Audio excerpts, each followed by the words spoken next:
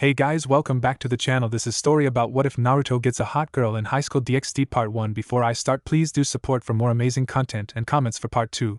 Do consider to subscribe my channel and share my video to your friends and check out the description as well. Let's start the video. Inside of the bedroom of a small 4-person home was a man sleeping soundly. He was on his back while having the blanket coming up to cover his chest. The bedroom was decorated in the finest oak furniture, a large bookcase with many books of different areas and different styles, a large plasma screen TV, and a closet that hides a true size. But in the bedroom was a man who just pushed the blankets off and looked up at the ceiling to cover his eyes from the sun shining into his face. This man had blonde hair that was spiked, blue eyes that were the deepest shade of blue and with slits in them, and having a tanned complexion. Uniquely, he had whisker-like marks on his face resembling that of either a cat or a fox. The man carried a blank expression when he noticed one of his arms would not move, so looking over, he saw a bundle on his right side. Moving the blanket, he was not surprised to see a white-haired woman with dark skin, and black and lime green rabbit ears growing out of her head. This woman was known as Zest, and he was a dear friend of his since early childhood, and someone that became one of his closest confidants. But then he felt someone pushed into his back. Naruto-sama. He could hear her moaning in her sleep and the scrapping of what felt like horns going against his spine. Looking under the covers, he saw another nude woman with long black hair, golden horns out of her head growing forward, black eyes, a tattoo on her forehead and on her left arm, and an extremely busted figure. She looked as if she was a noble woman of great lineage if not for the demon-looking horns. This woman was Celaya, and she was a powerful demon that possessed a rare power that gave her control of people if she ordered them to do something. Only her voice is needed for success. But her powers were useless against him and some of the people that followed him, but she was more there for him. While both women were different in looks, powers, and genetics, the one thing they currently shared were the bite marks and dried blood on their necks, with small puncture wounds slowly healing. Geez, you both can be suffocating at times. Naruto rolled out of bed and quickly got clothes to take a shower. He stopped when he walked past the closet. Hanging on the wall was a beautiful katana. He looked at it longingly before he exited to the bathroom and started to bathe. While he is washing his hand, he felt someone scrubbing his back and recognized that it was Zest, who must have woken up when he left the bed. But unlike most people, she used her covered in soap and started rubbing them against his back to wash him down. Before he could object to this treatment, Celaya appeared in front of him and was doing the same to him, but to his chest. Naruto sighed and just let them do what they wanted while he focused on washing his hair and the water going down his body. After he was washed down, he did the same thing for the women, who moaned from the touching of his hands on their and hips, leaving them blushing from the attention and time he put into them. The moaning shower time soon ended with him walking down the stairs wearing a school uniform and seeing the last two people of his house in the kitchen. One was sitting at the table playing with her puppet, which was a weird rabbit with an eye patch. The child in question looked to be old enough to be in 2nd grade, and she had long blue hair, blue eyes, and wearing a cute little school uniform for children. The other is a mature and sophisticated-looking man wearing a black suit with a white shirt and red tie. He had short black hair and blood-red eyes with slits in them, making him look incredibly intimidating. He gave Naruto a small smile. "Morning, Naruto-sama, I made breakfast for you and the women. I'm already finished feeding little Yoshino and her friend Yashinan. They are ready for their busy day at school." "Thank you, Muzan, you are truly dependent, and that is something I hold in high regard." The man smiled. "Of course, as you are the only one I've deemed worthy of serving," Muzan replied with a courtesy bow. It was true. Back when Naruto was born ages ago, Muzan had served the founder of the vampire race as a vampire himself. After Alucard had either died or disappeared, no one is sure, he became bitter to the rest of the descendants, hating every last one of them, finding them unworthy of the blood in their veins. At least that was until he meets Naruto, and he looked on him as the one worthy of being Alucard's true heir. Since then he has followed Naruto as a loyal retainer, and someone that would always be more of a father to him than his own father ever was. But not surprising, given his father was from a lower family station, and just lucky he married into the family, that was all. After breakfast was finished, Naruto made sure Yoshino was ready before they proceeded to the door. "Muzan." He looked up. "Yes, Naruto-sama?" "Is it taken care of?" He smiled. "Of course, by tomorrow I will be the new teacher in the school. Please pay my respects to Lady Hef." Naruto nodded his head and started his way to the school. All the while he is holding the hand of Yoshino and Yashinan, talking to them about things going on in school. As they left, Zest and Celaya appeared in the kitchen, ready for their respectful job, and started to gather their things and small breakfasts. "So you two have any tests today?" Yoshino nodded her head. Yes, we do. I'm kind of nervous, but I studied hard with Sayaka-chan and Zest-ka-chan. Naruto smiled. That's good. If you need anything, you know where to find me or them, right? She nodded her head. Sayaka-chan will be in the library while Zest-ka-chan will be watching me from the shadows, yes? Yashinan popped up. Indeed. She is going to make sure those fools don't bother Yoshino too much and leave her depressed. The girl blushed in embarrassment of the puppet, but Naruto just ruffled her head. Just do your best and come find me if you need anything, okay? She nodded her head and they continued their way to the school in peace until they entered the gate. The minute they walked onto the campus, he heard screams and shouts. Look, it is the Dark Prince. OMG, he is so sexy.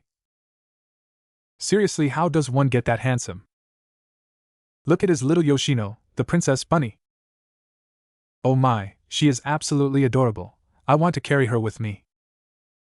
Yeah, but look how close she is to Naruto-sama, like a good big brother. More and more comments similar to this came out, and Naruto sighed. Sometimes he hated his lineage. He became a god among mortals and envied by the men and lusted by the women. Honestly, he never had interested in people and only fed on the people close to him, as they are the only ones he can't hurt badly. Upon dropping Yoshino and Yashinan off, he walked into his classroom and saw his homeroom teacher looking at him with a sick, twisted smile on his face. Oh my, I didn't expect you here so soon, Naruto-san. Naruto sighed. Yeah, I'm sure. Anyway, I'm going to be taking my seat. He walked past the teacher but saw the glint in his eyes. I wouldn't get too comfortable. I heard someone is looking for you now. Naruto raised an eyebrow when he saw entering the room that it was the principal and campus security. Mr. Uzumaki, would you mind coming with us? Naruto shrugged his shoulders and walked with them. Coming up to his locker, they asked, Please put in the combination, sir. Naruto finally asked. What is this about, can I ask? The principal frowned and the guards frowned as well. We have an anonymous tip that you have been selling drugs on campus and been peeping on the women as well. Naruto's sweat dropped. You know there are 3 boys on campus that have been doing that for a while now, right? Yes, but they are students that are punished by the students, so we let them off with that. You have been documenting the women and taking naked pictures of them. Naruto frowned at this. So, let me understand this logic. I'm supposed to have violated these women's privacy by taking pictures and peeping on them, while at the same time the same 3 boys that are multiple-time offenders have done this constantly are let off without a warning or punishment. I mean, how does that make sense, sir? The group sweat at this and saw some of the students in the hall and a teacher with an eye patch and red hair glaring at them at this moment. This was Hephaestus Familia, the workshop teacher. Nickname Hef. Regardless, we need you to open your locker up now. The head of the security guard was getting madder that they were being put on the spot at the moment. Naruto just did what they asked, knowing nothing is there, given 2 reasons. The first, he never did a thing like they say he was doing, and knowing who made the call, and the second reason, well, he had someone take care of this issue. Opening the locker, the group looked through his books and notebooks and other bags, dumping stuff out and saying, Well, it would seem you did not have any of this material on you, sir. We apologize. Naruto continued to frown when finally, the teacher with an eye patch walked up. You guys could clean up the mess you made of this student's stuff and approach the person who made the call. The guards grew red in embarrassment, and finally Naruto said, You know, I do know that a teacher named Shido was cited doing these same things that you mentioned. I caught him on film. Naruto reached into his back and pulled out a black phone that was not his. He actually had Muzan fade this into his bag after he did his recon work a while back. What the hell, that's Professor Shido. There on video was the professor giving students drugs, peeping on girls, and even showing hidden cameras he has put into the locker rooms of the women changing room. The guards were furious they got duped, and that the man that called this in was trying to frame a student. Worse, the principal was ashamed of this as he hired Shido not knowing this disturbing information. Mr. Uzumaki, we apologize for the trouble. Would you please give us a minute? The security guards went into his homeroom, and Naruto, without anyone seeing it, was smirking at this. Stupid human, you thought you could pull this off on me? If Caesar couldn't do this, then Julius, who the fuck did you think you pulled this off, huh? Poor fools. In minutes, Shido was taken out in handcuffs, screaming and cursing at them. Naruto just saw him lock eyes with him, and he waved at him while subtly giving him the middle finger. The principal left with the group to officially fire Shido while Naruto turned to Hef. Thanks for the help with that, Hef. It would be annoying to explain how I cleaned all of this mess. The woman smiled. Well, I still owe you for a while now. Get back to class, Mr. Uzumaki. Hef giggled at this, knowing her leader always hated being a student to her, and she always held it above his head. Well, at least when not around Muzan, as she was terrified the fuck out of him. Seriously, his arm turned into something akin to a monster with mashing body parts, and she could not tell where one thing started and another ended. It was freaky as hell. Going back to class, they met their substitute, who quickly walked into the room and soon told them the reason he is there. Naruto smiled, knowing Muzan would fill in this position starting tomorrow thanks to his influence, and the fact that Shido would be officially gone forever.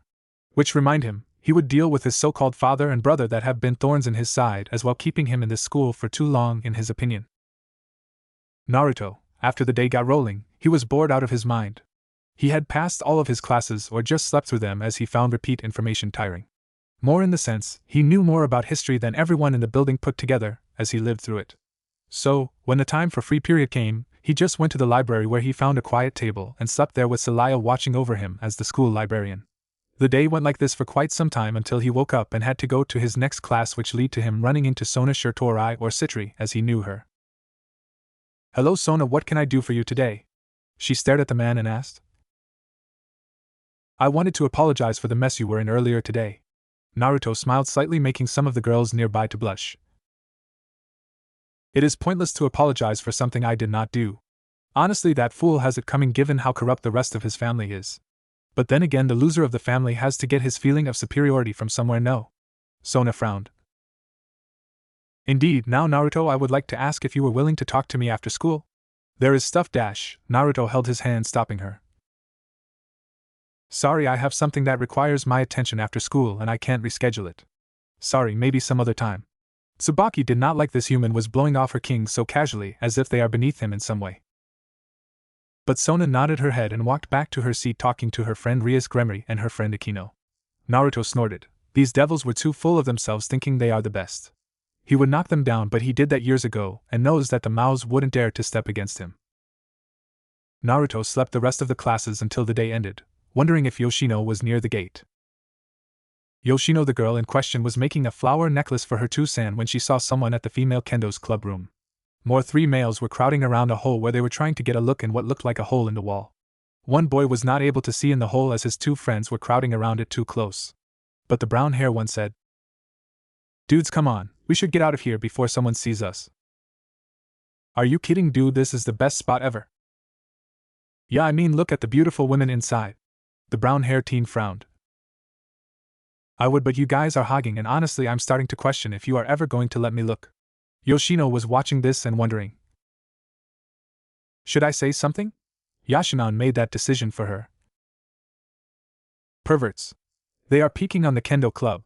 Girls screamed at the sound of this information, and soon rustling was heard. "Yashinan, why did you do that?" "Well, we had to let the women know. I mean, their privacy was being dashed." She was quickly swiped out of Yoshino's hand and she clenched her fist. Realizing her friend was up in the air, she quickly reached for her.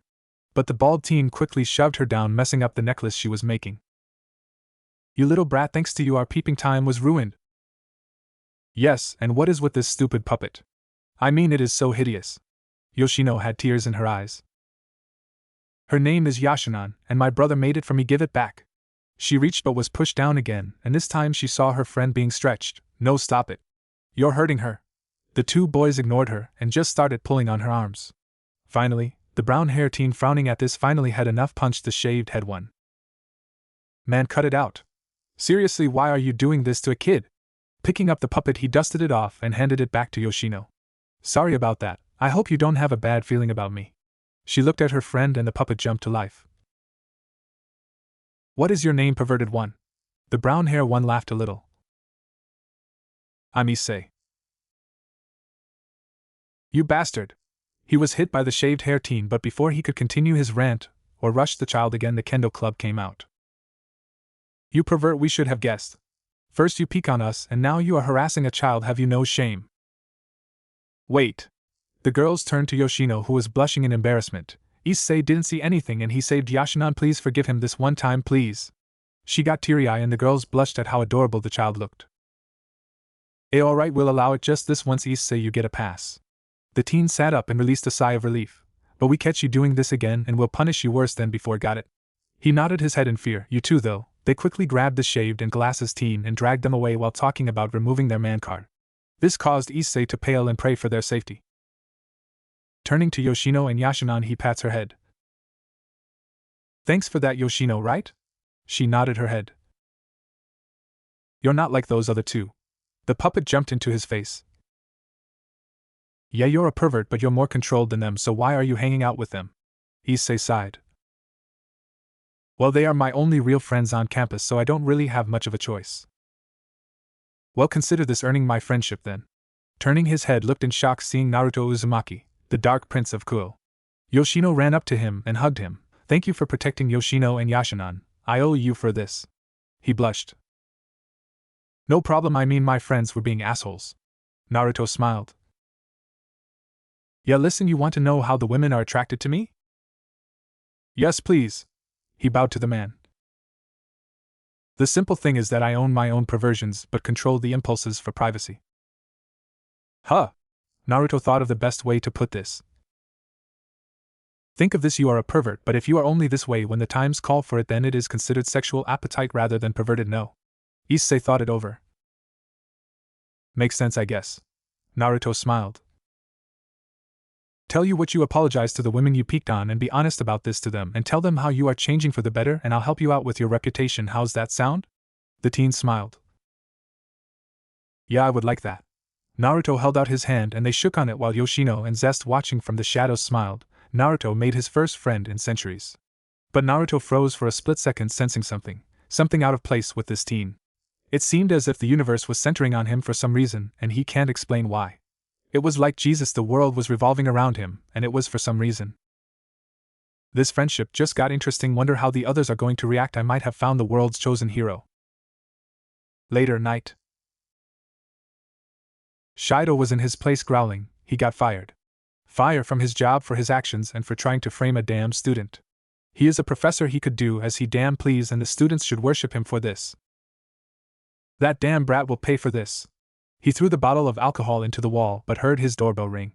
Walking up to it, he cleaned the disgusted look on his face and smiled. Hello? Standing there was a black-haired woman wearing a black kimono and gold sash. She had a pale complexion and dark red eyes with slits in them. Greetings, Shido, is it? Yes, who might you be? The woman smiled. I'm someone that was sent for you. I believe it was to relieve the stress of this life off your shoulders. He gained a perverse look on his face.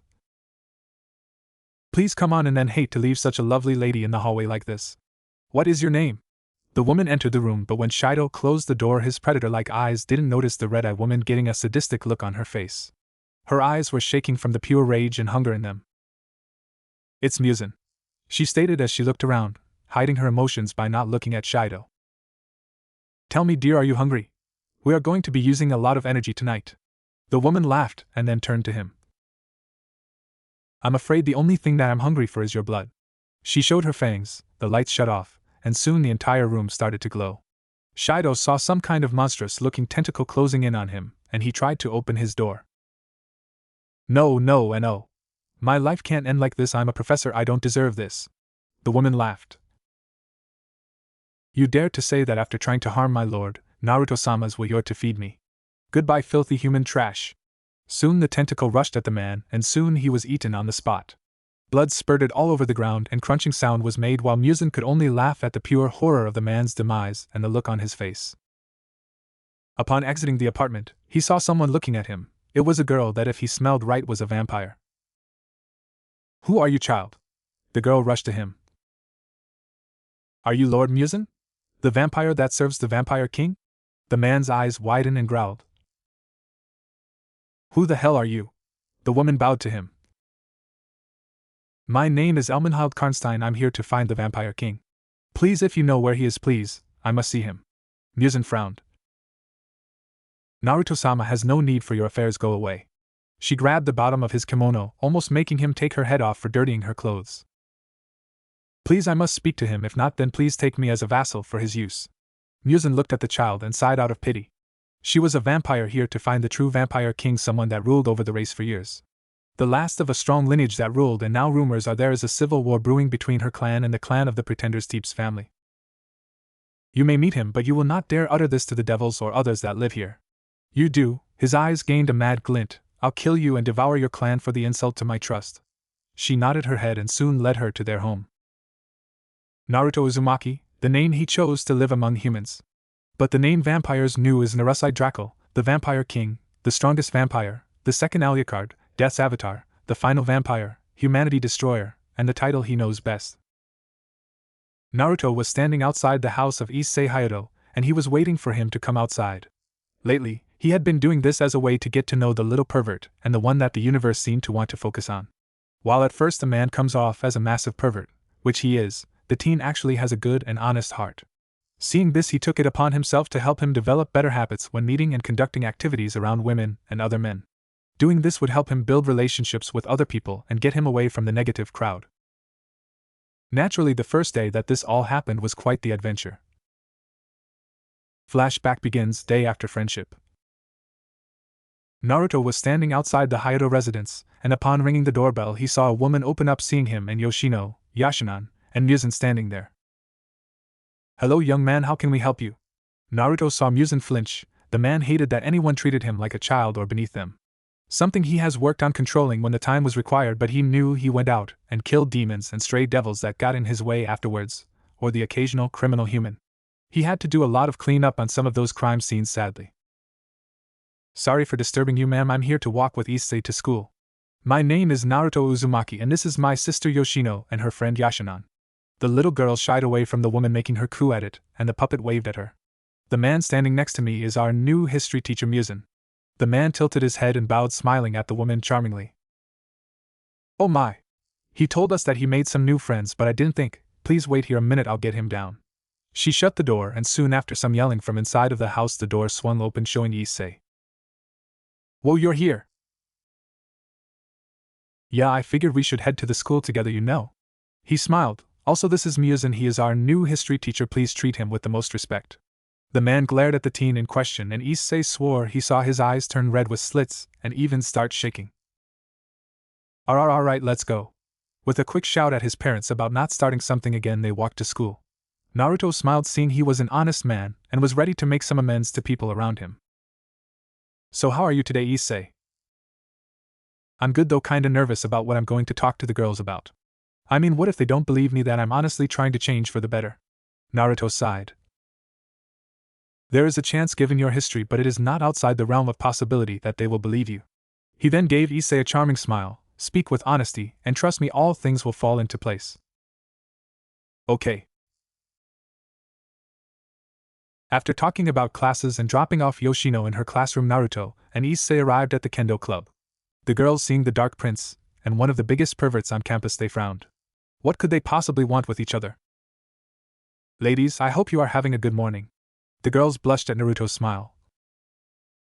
"We are, but what is he doing here, Naruto-kun?" He smiled at Issei. "Well, he is here because there is something he wants to tell all of you." He motioned the pervert forward, and without waiting a second, the teen got on the floor on his hands and knees while bowing to the girls, his forehead touching the floor in a position similar to someone who is in complete submission. "I'm very sorry." The club was silent, and no one knew what to say at this very moment. But eventually one of the girls walked up to him and asked, "What are you sorry for?" "Everything. For peeping on you girls, for taking pictures, and violating your privacy and talking lewdly about you in public. It was not right, and I'm really sorry and want to start making some amends." He looked at the girls with fire in his eyes that made them all take a step back. "So as of now, I volunteered myself as a practice dummy for all of the clubs that I peeked on. Meaning that you girls can use me for practice and throw me around as much as you like for the next month. If that doesn't convince you, then I'll do it for another month until you are satisfied." He then reached into his bag, showing them the phone he kept that had all their dirty pictures, before handing them over to the closest girl and then taking the actual pictures he had and dropping them in the trash. While the girls were about to say he could just retrieve those, he then lit a match he got from Naruto and dropped it into the trash can, letting the pictures burn. The group was shocked, but eventually one girl walked up with long black hair and wearing the kendo uniform in a way that was tighter than expected with her C-cup. "You really going through all of this just to tell us you're sorry?" "Yes," he then smiled at them. "I know it is not something that is going to change overnight, but I hope one day you girls can see that I really just want to be friends with everyone that I can." He then shook his head. "Anything you want me to do, I will do within reason. We'll see how long that lasts." The girls were mixed in feelings, but what no one knew was that two boys were watching this going on, and they were intrigued with how hard he was trying. Might be interesting to see if he keeps his word, no? Yes, we shall see. Flashback end.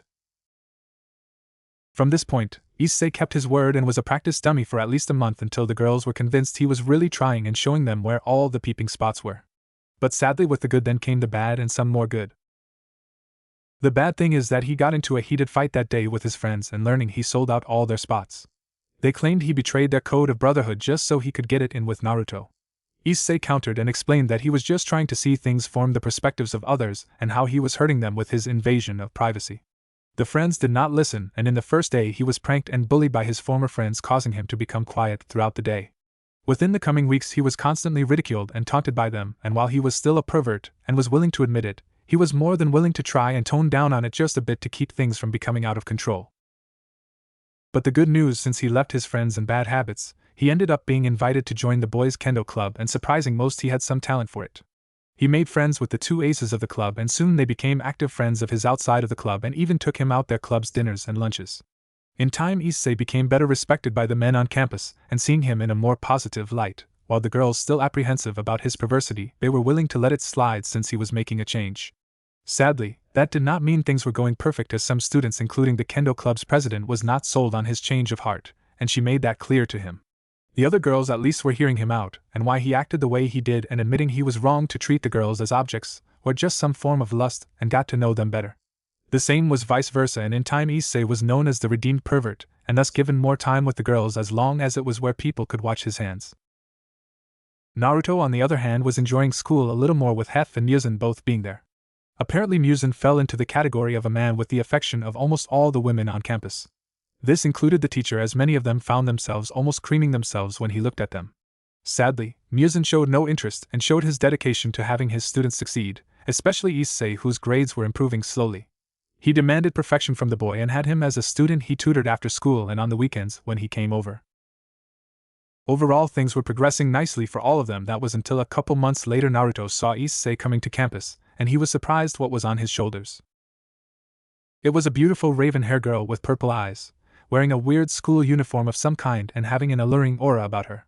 More importantly, she had great proportions to the rest of her body, including her, and ass that were very seductive. Issei was looking at her and had a lustful smile, but it was more subdued than one would think. However, Naruto saw the girl was looking at him with fake fondness, and thus he was weary. More important reason is he could tell what she really was. A fallen angel. How annoying. Two shadows moved out from behind him. Naruto-sama, you want us to do something about her, Nyo? Yeah, we can make her disappear really fast if you want, but I would prefer to take her apart slowly. No, not yet. My guess, you must know that he has something inside of him. However, my guess is that they don't know what exactly. Deal with her when she makes her move, but don't kill her. I want this to be a warning first. Naruto's eyes flashed red for a split second before sighing, go and watch over him and don't be seen. You can count on me, Naruto-kun. Maybe you'll reward me later for my good work, no? Nyo, don't be greedy, let's get going. The two shadows left his side and he sighed. Sometimes I wish the universe would leave people alone. All it does is bleed discord and death to all that enter the fray. Time skip. Issei had finished kendo practice and was tired. He was running spar sessions with his senpai, and honestly the man was a slave driver. Then he had to spar with another guy in the club that, unlike most, thought on his feet and was very unorthodox, and thus dangerous with his fighting style. While he didn't compete, he did show his talents were ahead of most. Man, that was tough. Can't wait for tomorrow. He smiled brightly. His week had been going great. First, he passed his history exam with Muzan, got a perfect score on his paper, and now has a date with his new girlfriend. Honestly, meeting her was a completely random experience for him. He was walking home after having dinner with the kendo club, but he was approached by her out of the blue. While he was confused why she was asking him out, he agreed to the date on the grounds he wanted to believe his luck was changing for the better. What's going on tomorrow? Turning his head, he saw a darker-skinned teen standing there with a lazy posture. The man's uniform was disheveled and came off as someone that just didn't care how he looked compared to others. Oh, I got a date tomorrow. Ain't that something, Mugen? Samurai Champloo. Yeah. The teen frowned at the date. Like many, he knew of Issei's behavior before joining the club, and while he didn't frown on it, he knew others did. A date, you say? Turning his head, he scowled at the other teen. He had glasses and long black hair done up in a loose ponytail. His uniform was more refined and cleaner. Yeah, don't you think that is great for me, Jean? The teen frowned and looked at Mugen, and then back to Issei. Issei, where exactly did you meet her? Oh, it was after we all went to dinner on Monday? The two frowned even deeper. Something was off. Issei, do you know what school she is from? No, why? Well, Jean rubbed the back of his arm while Mugen rubbed his neck. We are just curious and worried for you. Why though? Mugen sighed. Look, let's face facts. While you have made some improvements and others are starting to come around, we can't avoid the fact there are those that are still against you, so this could be a ploy of theirs to, humiliate you in the worst way possible. Oh, Issei thought it over and they did make some sense. The girl came out of nowhere, and he never did ask about the school she attended. Hell, all he really knew about the girl was that her name was Yuma and nothing else. Well, I'm still going. I made all the plans for tomorrow and everything. Mugen and Jean frowned but pat his shoulder. Well, if something goes wrong, let us know, okay? Yeah, that is what friends are for, man. Issei smiled and walked off while the two decided they would find out what happened on the date after tomorrow. Date. Issei was having a good time. He took Yuma to a lot of the good spots in town. He took her to a nice restaurant, some stalls that had some awesome prizes, and even got her a nice bracelet. Now the date was winding down, and they were arriving at the water fountain. She walked up to it and smiled at Issei. Hey Issei-kun, could you do something for me? Sure. Holy crap, is it going to happen? Am I going to get a kiss? Oh man, if I can see nip it'd be great, but kiss would be just as good. She whispered. Would you die for me? The teen frowned and laughed. Sorry, I think I misheard you. No, you didn't. I asked, would you die for me? Issei frowned. Yuma. She laughed. Sorry, but this is as far as this dream of yours goes, Issei. Within seconds a bright purple light covered Yuma, and she turned mature with her clothes disappearing, revealing her body to Issei. She soon had her body covered in a very thin outfit that was similar to bondage. WWW, what the hell? Yuma smiled. Name's Rainier, and this is where you die. She summoned a pink spear of light and threw it at Issei. But before the attack could even reach him, something shattered it, and a voice laughed. Whoa, that was weak as fuck. Out of the shadows came two women. The closer one hit Issei in the back of his neck and put him on the ground. Nyo, sleep now, you will wake up when this mess is over. Turning her head, the fallen glared. Who the hell are you two? The one in the tree laughed and revealed herself. She was wearing a black and orange dress with two pigtails being held together by an orange and black braid. She had one red eye revealed while the other had a golden clock inside of it, and had hands moving inside of her eye. In both of her hands were pistols that looked similar to flintlocks, with one being much longer than the other. The girl next to Issei made Rainier pale, as she had some very distinct features. She had a very slim and petite body, wearing a blue suit top and blue skirt with shoes and long socks. The woman in question had cat ears and a slim white tail waving behind her and dark purple eyes with tints of red in them. Her skin complexion was pale and she had curvy white hair and a look of boredom in her eyes. Well, hello, fallen scum. The one with the pistol smiled and aimed her gun at her. I'm afraid this boy is off limits by the order of our master, so I'm going to need to stop what you are doing. Make me little brat. The girl smiled and made her bounce. If you haven't noticed, I'm not a little brat by any stretch of the imagination. She smiled. Now am I? Nyo, you lost, so give up and we'll let you go. Rainier, furious, being looked down on, threw her spears at them. But the spears missed both of them, with Kurumi stopping her with a wave of her hand. From this point she walked up to her and shot her 4 times in the chest before she fell to the ground suddenly. What the fuck? She looked up in fear when the girl in question was sitting on her stomach and giggling. No one is better at time control than me, child, nobody. She licked her cheek, making her moan from ecstasy. Oh, you taste good, maybe you could let me have a better taste. She slowly moved her hands onto her, squeezing them roughly. Hearing her moan, she smiled. So the outfit is not for show, you really are into S&M? Well, good to hear, as I have a sadistic side that would love to take you for a ride you'll never forget. She then moved her hands to her and pinched them harshly. Rainier was sweating like crazy. This girl was doing things to her body she couldn't stop and love. It was scary, and the fear grew as she felt her lick her cheek again and then brush against her lips. Won't you let me have a better taste of you, my dear fallen angel? She was about to assault her mouth, but there was a cough. Nyo, we are not supposed to do that, you know, Nyo. Our job is to stop her. Now let her go, Nyo. Ah, no fun. The girl jumped off her chest while waving at Rainier. Don't be a stranger, I'll be waiting for when you want more fun. Rainier, seeing that she had an opening, unfurled her wings and took off. After the fallen was gone, Pitu looked at the boy and picked him up. Come on, Master will want to see the boy, Neo. Yes, sure, still I feel there is something wrong with him. Kurumi reached into his pants pocket and smiled. Ah, so that was what I sensed. She showed her friend the slip, and it was one of the Gremry clan, and this annoyed her. Neo guessed the little girl knew that he had some talent to be seen. Neo. Sad, she could have approached him instead of this mess. Neo. Soon the dark portal opened and both women walked through it, appearing in the living room of Naruto's home. He was sitting on the couch with Yoshino already in bed and Zest and Celaya lying on his lap and Muzan attending to the kitchen. I see the matter was dealt with? Yep, Neo. Turns out that the Gremry heiress was waiting for the poor thing to die. Neo. Interesting, well, it doesn't matter. Naruto looked at the slip in Kurumi's hand and it turned to ash. The girl is too naive to think I would allow someone as important as him to join her side where he can be manipulated into her web of deceit. Master. Turning to Zest, why exactly is this boy important? I mean, I understand you said he has a powerful sacred gear, but there must be more to it than that. Naruto sighed. I have an inclining the boy is destined for great things and I want to avoid him being used for some tool of another group or faction. The truth is that Naruto knew what it was like to be manipulated by the universe into being its chosen. Hell, that is what he was a while back when he was born, chosen to either bring the vampires into the next generation or destruction.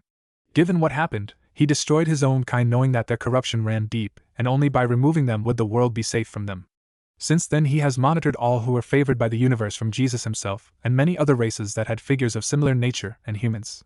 Almost all of them had the same problem. They were center of some kind of culture or empire, and thus putting them in a manipulated state that they could be controlled. During the time of those periods he was seen as the devil in cultures to manipulate those that were considered holy, and he was thus casted into obscurity. Sadly, he failed to save all but Jesus, who defied the system and became a deity of sorts. Now he wanted to help Issei as he felt this was for the best, and he would not allow another faction to do harm to an innocent human. Regardless, what are we going to do with him? I mean, the devils are obviously going to know someone interfered in some way. How are we going to explain this? Simple. Naruto bit his finger, causing Zest to freeze at what he was about to do. Naruto-kun, you can't be serious? You would bless this child with your blood? Indeed, after all, your blood is not strong enough to change him, and biting him would only turn him into one of our own, and I doubt he would want that. Muzan entered from the kitchen. Master, please wait a moment. Naruto looked at him. While their blood is not sufficient for this transformation, mine is allow me to do this. Naruto raised an eyebrow. This was unusual. Quite honestly, Muzan hated all races. In fact, the only thing he did not hate was him, and that was only because he was a descendant of his creator. He never found pleasure in the company he kept or his followers, finding them overbearing or needy for his taste of his attention. Naruto understood where the man was coming from, but he honestly was just someone that hated other races, viewing them as beneath Naruto. He can't recall how many times he had to stop Muzan from killing someone due to the fact the person in question looked down on Naruto and himself and demanded respect from them. Muzan, are you sure? I mean, you know what this would mean, right? The man sighed and bit his finger before dropping the blood into the boy's mouth. Yes, I unfortunately now have a subordinate that was a human. While distasteful, my lord, it is better than you wasting your blood on him. Naruto frowned. Very well, Zest, would you dash? Without waiting, she started lapping up the blood coming off his finger and moaning from the feeling she was getting from his blood. You see, for Zest, his blood is like a drug, something that was addictive. The few times she fed from Naruto was due to special reasons and her doing something extraordinary. In her lifetime with him, she had only fed a total of 20 times, and that was something that was very small when compared to Naruto feeding on her, which is almost constant. Well, the process should be done. Naruto looked at Muzan, finishing looking over Issei, and sighed. Things were going to be complicated from here on. Whistling, he saw the vampire girl that Muzan brought back to their home appearing before him. Elm, is it? Yes, Naruto-sama, what is it you need? Elmenhild replied, not minding the nickname given to her, actually thinking it was nice. Naruto frowned. Starting tomorrow, you are going to go as a student and classmate of Issei Hayato to make sure that the devils stay far away from him. My lord, may I ask why? Muzan and the others glared at her, making her shrink under them. You dare dash? Muzan, enough, it is an obvious question. She is not questioning me, just wanting to know. Naruto smiled. You see, Issei was targeted by the devils in this region, and I fear that if he left alone, he might be seduced by them. Also, I need you to explain everything to him as best as you can. Please? Yes, my lord, I shall not fail you. Naruto smiled and walked to her. Good, do this, and I shall give you a great gift that is coveted. What would that be? Simple. Naruto showed his healed finger. I shall give you a taste of my blood. Elm was shocked. My lord, that is too much for a lowly servant to earn. Muzan growled. If the master says you will earn this, then you shall earn this, do not question it. Elm cowered under the glare of the ancient vampire, muttering apologies. Naruto sighed. Just do your best, understood? Yes, my lord. Naruto smiled and clapped his hands. Now then, I think we should all head to bed. Elm, meet Issei outside his house and please be discreet about things. Will do, my lord. Everyone was soon leaving, with Patu taking Issei home and having the memories of the family think he showed up at home after the date went bad. At the same time, Naruto felt Zest and Celaya sticking to his side, and he sighed from how clingy they have been recently with new additions showing up. Then again, why wouldn't they be? He was the only man in the world that fed from them, so they would want to stay near him. Next day. Issei was freaking out. Seriously, he did not know what the hell was going on, and it was bothering him. He didn't know where to begin, but he guessed he should recall his earliest memory. First, he remembered his date with Yuma, her turning into some kind of monster, and then waking up at home. His parents said that some people from school brought him home after getting his heart broken on the date. When they told him that, he was not sure why, as he did not recall something like that happening. Next, when waking up, he found out a beautiful girl was waiting for him outside, and it disturbed him. First, her appearance was that of a doll with long light blonde hair, pale complexion, red eyes, and wearing his school uniform. She told him that she was a new student and one of the people that brought him home yesterday. Thus, they were going to walk to school today, and he was shocked by her carefree attitude and the way his parents seemed to daze off when looking at her. Upon leaving the house, he learned her real name is Elmenhild Karnstein, and she was here on orders of Muzan and Naruto. Apparently, she was aware of his date and what happened, explaining that his life has changed. First and foremost, he was now a vassal serving under Muzan, who served Naruto. She revealed herself as a vampire, freaking him out, but explained she did not need his blood. But he worried about himself, asking if he was turned into a vampire, but she told him his situation is more of a pseudo-immortal human now that is loyal to Muzan. Hearing this, he understood a bit of what she was explaining. More in the case from past anime he watched, people like that generally are able to survive most things but can die if the situations call for it. What's more, he arrived at the school and almost no one remembered his date minus a few people. Most of the other students thought he was crazy, but his friends in the kendo club recall his date and asked how it went. He explained the cover story Elm fed him, and the guys comforted him by telling him there are more fish out there better for him. He was happy to have support, and the girls in the kendo club offered their condolences and admitted that it was sweet he went out of his way for her, showing he was a gentleman at heart, and if they had tried, they would have given him a chance of his own. He was happy to hear this and started on practice before classes. But the minute he entered the classroom, he found himself with Elm, and she was standing next to him when two people entered the classroom. One being a pretty boy he knew all too well, Kiba Yuto, and the vice president of the student council, Tsubaki. While most thought he hated Kiba for his good looks and everything, which is partly true, the real reason he hated the guy was that he saw how fake he was. The fake smile didn't fool him, as he knew that something was really wrong with the guy due to him brushing off all the girls. After being called by them, they were now in the student council room, and he was nervous seeing so many famous people of the school there. One was the two ladies of Rias and Akino Himejima, the mascot Kaneko Tujo, the student council, and the new guy Saji, who was some handsome blonde guy. It has been a while, Elm. The vampire smiled at Sona. Indeed, it has been. How have you been, Sona? She smiled at the vampire briefly. I've been good, but I'm curious to know why you are here. I did not know you would be transferred into the area recently given the situation at home. The girl shrugged. I'm in town serving a new family, and thus my loyalty requires me to be here. More importantly, this is Issei, as I'm sure you are aware. Yes, I'm familiar with him. Sona stared at the boy, who sweated under gaze and the gaze of Rias. I'm aware that he knows what happened last night. Yes, he does. Excuse me. The boy in question raised his hand. Can someone give me some context of what is going on right now? Elm looked at him with a neutral expression. Don't worry about it too much, Issei. This is going to be a short meeting, and it will not happen again. She stared at Sona. What is it you want, Sona and Rias? We are curious about how Issei is alive. You know the Fallen was going to kill him, so did that mean you saved him? Rias frowned. She was annoyed her plan failed. She was going to let Issei be killed so she could revive him and make him a loyal servant and hopefully help her with her problem at home. I didn't save him personally, a friend of mine did, but that is all I'm allowed to say on the matter. Allowed or will? Sona stared at Rias, seeing her getting annoyed by the pure aloofness of the girl. Allowed. My master has forbidden me from speaking further, and has ordered me to keep Issei in my sights. She then glared at the girl. That also means out of the grasps of you devils. Devils? Issei was freaking out and Sona sighed. Yes, Issei, we are devils. Contrary to the stories, we are not as evil as people make us out to be. As you can see, most of the people here minus yourself and Elm are devils. The wings sprouted out of their backs, and he started backing away slightly but felt something tingling in his hand. He was not sure what, but it was calling to be released. But what the hell does that have to do with Yuma, or was it Reina last night? Simply, Elm stared at Rias. The devils knew about the fallen angel that was dating you. Instead of doing their job and eliminating them, or just removing them from the area, they let them do their business with you, planning on leaving you to die so they could bring you back as one of their own without your consent. Issei looked at the devils and saw they were trying to hide it, but it was the truth, and he was annoyed. While asked, he might have done it, but now seeing as they were purposely putting his life to death, that sealed it. He would not trust them. I don't think you and your master understand their position right now, Elm. Sona glared at Rias. Rias, stop. Elm scoffed. You think I'm intimidated by you, sister of Lucifer?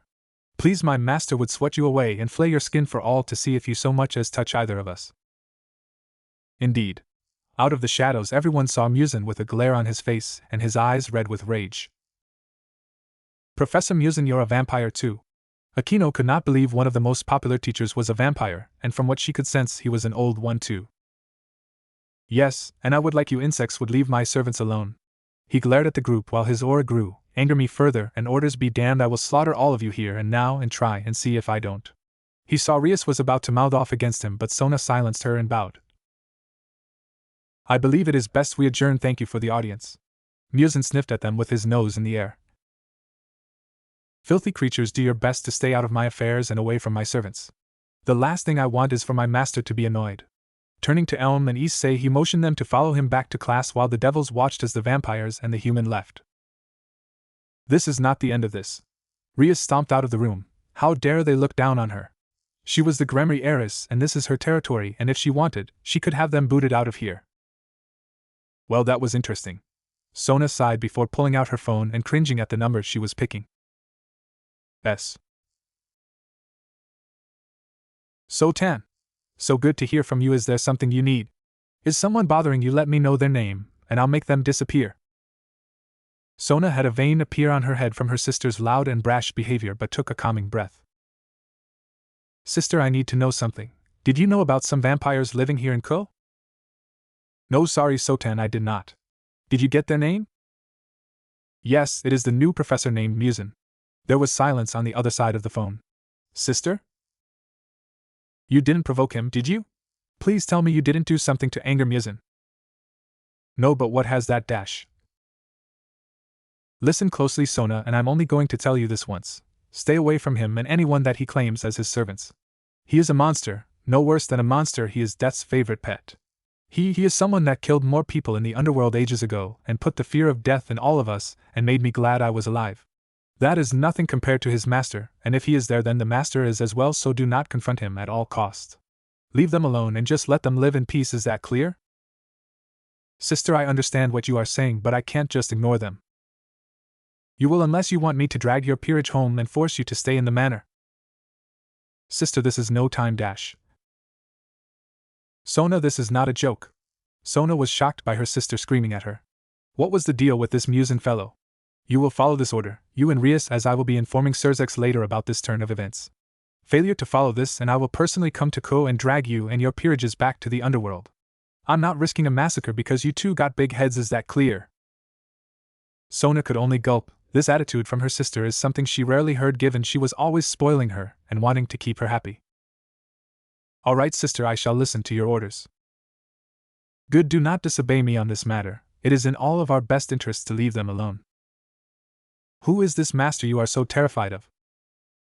I'm not allowed to tell you his name, but let me put it this way. He destroyed the old and new Satan factions by himself, nearly killed the Yucatan and Surzaktan, scarred Graphia, removed the other Satan's arm, and left me petrified in fear. He has a body count that is nearly bottomless, and he feasted on the souls of all that crossed him. I'm not kidding. Do not piss off Muzin or give his master a reason to get angry, is that clear? Yes. The line went dead and Sona sat in her chair terrified. Was this master really this powerful? Did he really wipe out that many people and leave most of the Satans so scared that they dare not question him to the point they were wanting to keep him happy? That was a train of thought that terrified her. Near the end of the school day, Issei was about to leave when he saw someone watching him. It was a woman wearing a maid outfit, and for some reason he could feel she was trouble. So, hurrying past the door to his club, he proceeded to look for Yoshino. He found her and Elm waiting for him at the main gate, and quickly took Yoshino's hand and walked away from the school. So that is the one Rias-sama is interested in? How interesting of a person that is. She was about to follow, but the hair on the back of her neck stood up, forcing her to turn around. Standing there was someone that made her pale. You. Celia was waiting for Graphia to make a move, but seeing it was to her daughter, she was going to put an end to that. Hello, maid, we need to talk about you stalking my daughter and Muzin's current servant. Graphia paled and knew this was not going to be good. On the road. Issei was looking around and feeling the world around him. Apparently, he learned from Elm that the power of sensing the world is not something unique to them. He could tell his senses are higher than normal, and that he was strangely more akin to the feeling of power that was coming off of people. Like when a normal guy walked by him, he could sense that he was fairly normal and average, but when looking at Elm or Yoshino, he can sense immense power coming from both of them. He felt Muzin in class, and he nearly fainted at the darkness and thickness of his aura. It was terrifying to see, and he feared to see the aura of Naruto, who he claimed as his master, and the others told him was even stronger than all of them. Are you alright, Issei? Yeah, just getting used to this right now. I mean, it is so overwhelming. The little girl nodded her head. Yeah, it is, but you have nothing to fear. Naruto loves all of his followers even if he never says it. Plus, he doesn't discriminate against anyone. Issei raised an eyebrow. How would you know that, Yoshino? She shied away from him until he saw something appearing out of her back, and it shocked him. They two wings that looked as if they belonged on a butterfly, one being multicolored and the other being black and purple in shade. It was shocking, and at the same time he saw some kind of light aura coming off of her, and her eyes shining with power. Yoshino, what dash? I'm part of a rare race known as the fairies. Fairy, really? He smiled. That's pretty cool. I mean, you looked cute before, but now you're just plain adorable. He rubbed the little girl's head, making her blush, and without warning shouted. Baka! Without warning, Issei felt himself lifted off the ground, a fist imprinted on his stomach, and him going head first through a tree and then passing out with blood coming out of his head. Issei, I'm sorry. Why, you're strong, dying now. Issei passed out with his spirit leaving his body, and Yoshino trying to pull him out of the tree while Elm was helping. Hey, if anything happened to him, she might not get that delicious blood that she was promised as a reward, and she wanted it, damn it. Time skip. At the manner, Naruto looked at Issei with a smile while noticing he had a small lump on his head and said, Now then, shall we discuss what is going to happen? Quick question. Naruto nodded his head while sipping some wine. If I learn all the things you want me to learn, does that mean I'll become powerful? Powerful enough to achieve that dream of a harem.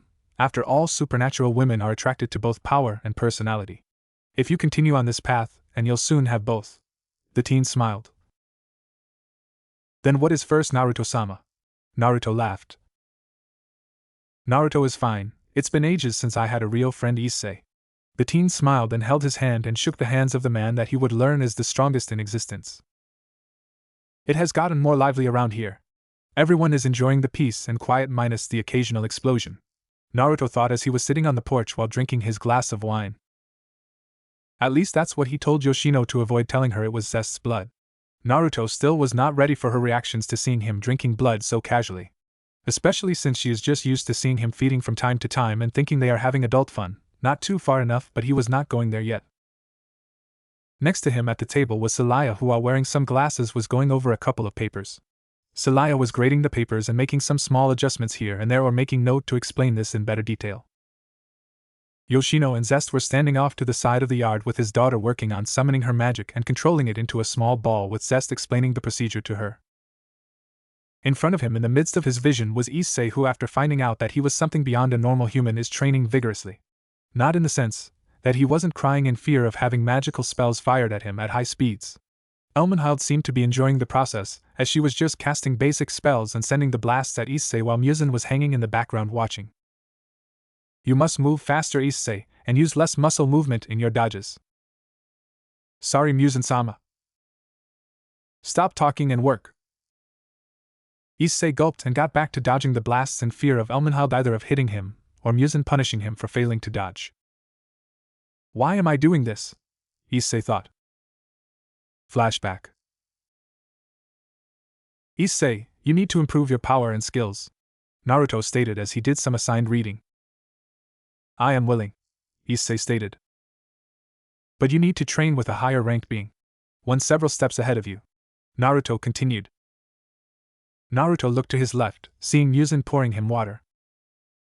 Muzan will be your trainer, Issei, Naruto stated before he turned a page in his book. Issei looked at Muzan and froze. Muzan did not look happy at all.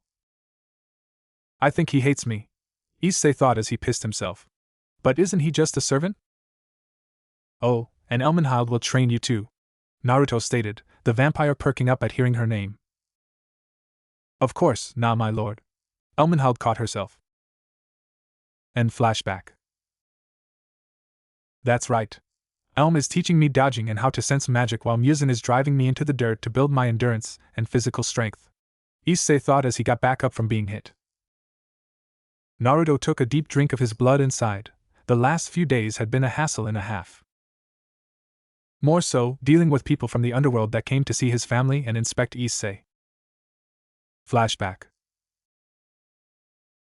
Naruto, one of the Satans, sent a member to investigate Issei, Celaya stated as she bowed to Naruto, who was showering.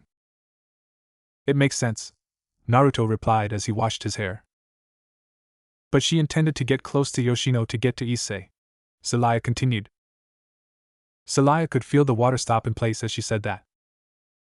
Did you kill them? Naruto asked in annoyance. No, she did not do anything. She heeded my warning and returned back to the underworld, most likely informing the Satans of our station here, Celaya replied worriedly. As long as Yoshino isn't hurt, I don't mind them observing us or Issei, Naruto replied as he continued showering. And flashback. And then there is Issei's family, Naruto thought. Issei was also told that he would have to move out of his parents' home for a while, or at least until he was strong enough on his own to protect them in case something came up. More so, he was reluctant, but after explaining that he would be staying at their home and he would be allowed to enjoy his own room without consequences, he was on board. But he would have to talk to his parents tomorrow during the first day of the school week and tell them the news. The cover story is that they were tutoring him privately and thought it'd be better that he stays with his friend and the teachers to hopefully bring his grades up. Ding. Naruto stopped what he was thinking and saw Elmenhild helping Issei up. That was much better, Issei, Elmenhild stated with a smile. You are getting better by the day. Just need to keep at it, and you will be able to sense magic. After you finish your next set of training, we can start your hand-to-hand. What training? Issei asked. A dark and malicious feeling hit Issei's back, turning his head and paled at the sight Muzan glaring down at him. Before Issei knew, he found a lump on his head and him having to sit on his knees before the pissed-off vampire. You will work harder. That was barely worth any form of praise, and something that will not represent young master, is that clear? Yes, Muzan-sama. Issei was shaking and sweating from the terrifying him man, begging he learn from this to avoid him getting more pissed at him. Good, now we begin your cardio for the day. I think 10 miles shall suffice. 10. I've barely done dash, he glared darker at Issei while closing the distance between them. Did you dare to question me, boy? No, squeaked out Issei while Elm was shivering in fear of Muzan and his rage. Everyone else either continued on with their own things or just ignored the pissed-off vampire. Let's get started. His body shifted around and soon took the form of a giant black dog with dark red eyes, large fangs, and a black aura surrounding it. Issei said nothing after seeing the dog, knowing what this was supposed to do, and he was sure as hell it. Motivated to outrun the dark hellhound from hell, Naruto laughed, and just looked at Celaya. Doesn't this bring back memories? Celia looked up and sighed. You mean of the times that the others joined and he did the same thing? Yes. Celia smiled slightly. Yeah, I remember. She sighed and put her pen down. Well, I'm done grading all the papers. And how did they do? Naruto, looking down at the paperwork and seeing that Yoshino and Issei's stuff had stuff written on it or just changed. For Yoshino, she passed all her homework, and her essay on family was excellent for someone her age. She turned to Issei's work and sighed. I hate to say it, but the perverted brat has improved. His school work barely needs corrections, and his study notes, for his tests, are better than when he started.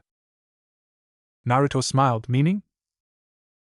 Yes, Celia leaned back and pulled out her cell phone from somewhere. Seriously, Naruto never knew where she kept it on her flimsy dress, but he was not about to ask.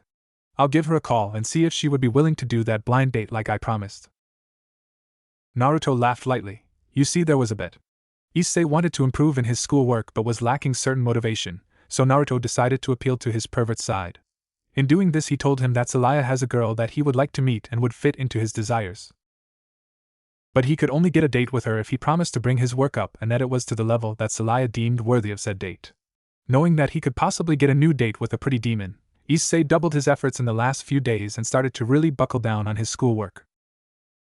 Now she would have to call her friend and get her to agree to the date, and it annoyed Celia as she thought her friend would either feed into his lust or just break the poor kid. Well, who knows? Maybe she is soulmate? Celia scoffed. I doubt it very much, Naruto-kun. When Muzan wasn't around, Zest and Celia referred to Naruto as kun instead of Sama. Maybe, but life moves in mysterious ways, no? Turning his head, he saw Yoshino creating a small ball of water and ice in her hand before it popped. The poor kid was so flustered by her failed attempt she dropped to the ground in sadness. I'm sorry, Zest-ka-chan, I can't get it. Yoshino was having tears well in her eyes that tugged at Zest's heartstrings and quickly comforted the child. Yoshino, you have to stop being so hard on yourself, Yashinan popping up on her hand. It pats her head, but she was still upset, leaving Zest to comfort the poor frustrated child. It is all right, Yoshino. I know what you're going through. You do, Ka-chan? Zest smiled down at Yoshino. Of course, after all, your father, Celia Ka-chan, and myself all went through it when we were younger. Yoshino and Yashinan looked up in shock and then at their father. Naruto had struggled with control at her age? Imagining a younger child like Naruto was hard, but to think he was struggling with things made it even harder. More so that everything she had seen him do or try, he mastered or showed such great control that it was mind-boggling. It's true. Naruto took the last drink of his blood while standing up from the table, walking up to her. I struggled controlling my immense power when I was a child, Yoshino. Don't be so hard on yourself, and just keep trying and eventually you'll get it. We all progress at different rates, and you just have to find your rate. He smiled and pat her head before walking back into the house, noticing he ignited a new fire in his daughter, who quickly went back to work on controlling her power, with Zest giving some pointers here and there, and Elm jumping in to help her while waiting for Issei and Muzan to return. Naruto, on the other hand, reached into his pants pocket and rolled his fingers around a familiar circular. It is coming close, I best prepare. Park. Issei, having ran like a madman, managed to somehow avoid getting his head bitten off by Muzan. But he was not sure how. If he was being completely honest, he figured the vampire was not trying to kill him yet, just making sure he understands how serious he should be taking this. Here. Muzan held out a bottle of water, and he took a hold of it and started taking sips. He looked, seeing the vampire staring unflinching and unmoving. The man, he was not sure what to make of him, or his whole relationship with the group. You should know, Issei focused on Muzan, that I hate you per se. Why? The vampire growled. Because young master seems to have his focus on you and I don't understand why. Turning his head, you are nothing but a pest in my eyes, just like the rest of them. People that were just barely worth getting noticed by Naruto-sama, and people that should be grateful to even be in his presence. Issei flinched. Muzan never struck him as someone that just hated everyone around him, just seemed more annoyed than anything. However, he sighed, there are always exceptions, and that would be young Yoshino, master's chosen child, and those two women he keeps around. So, you don't mind them? He growled. There are few I don't mind, but if I must stomach someone being with my master, it is them. At least they serve a purpose greater than just his friend. He said the word friend as if it was acid. Issei flinched. They act as his feeding source, family, and companions if he ever gets around to actually mating with them. Wait. You're saying he has never had sex with them? Muzin glares, making him shut up and shrink under his gaze. Yes, if you must know, he has never laid with them due to reasons. Issei got quiet. He was not sure what to make of this information. One hand, his friend has two very exotic-looking women at his beck and call and not tapping them. But another part of him knew that his friend must have reasons for not doing it, but he was not sure what they were. But seeing Muzin's pupils shaking, he knew better than to ask him, as he was not sure how far he would go to restrain himself from killing him. Hurry up, we must head home and start preparing for the afternoon. You must continue your studies if you are to ace next week's test. Right. Issei got to his feet and started walking quickly behind Muzin. He looked at the ancient vampire. Muzin dash. It is Muzin-sama when it is just us, is that clear? Yes, but I had a question more about you. The vampire turned his head. Well, I was wondering, how did you come to serve under Naruto? Muzin sighed, looking up at the sky, ignoring some of the nearby women swooning over him. It truly disgusted him that so many lowly creatures would seek to be with him just for his looks, and not knowing him. I was created by Naruto-sama's ancestor and founder Alucard. In the time of old, I was his oldest and closest confidant when he was out in the world conquering all that he encountered. However, over time I noticed my master breeding with lesser vampire clans and wanting to expand his bloodline. He told me that it was to ensure that one day I would have another master worthy of serving. After he told me this, he ordered me to stay behind and he disappeared, never to be seen again. He growled at the sight of a human abusing a female woman with a vicious backhand. Muzin walked up to the man and without warning he sent a straight-up axe kick to his chin, sending him flying into the sky. The woman screamed in shock until Muzin tapped her head and she passed out, and the man came falling down to the earth. Or he would have if Issei didn't see something come out of his back and quickly devour the man on the spot, leaving nothing behind of the once-mentioned human. In time, he continued his story unperturbed. I met many of my master's ancestors and deemed none of them worthy of serving. While some were powerful, ambitious, or cunning, the truth is that none of them were all these things and more.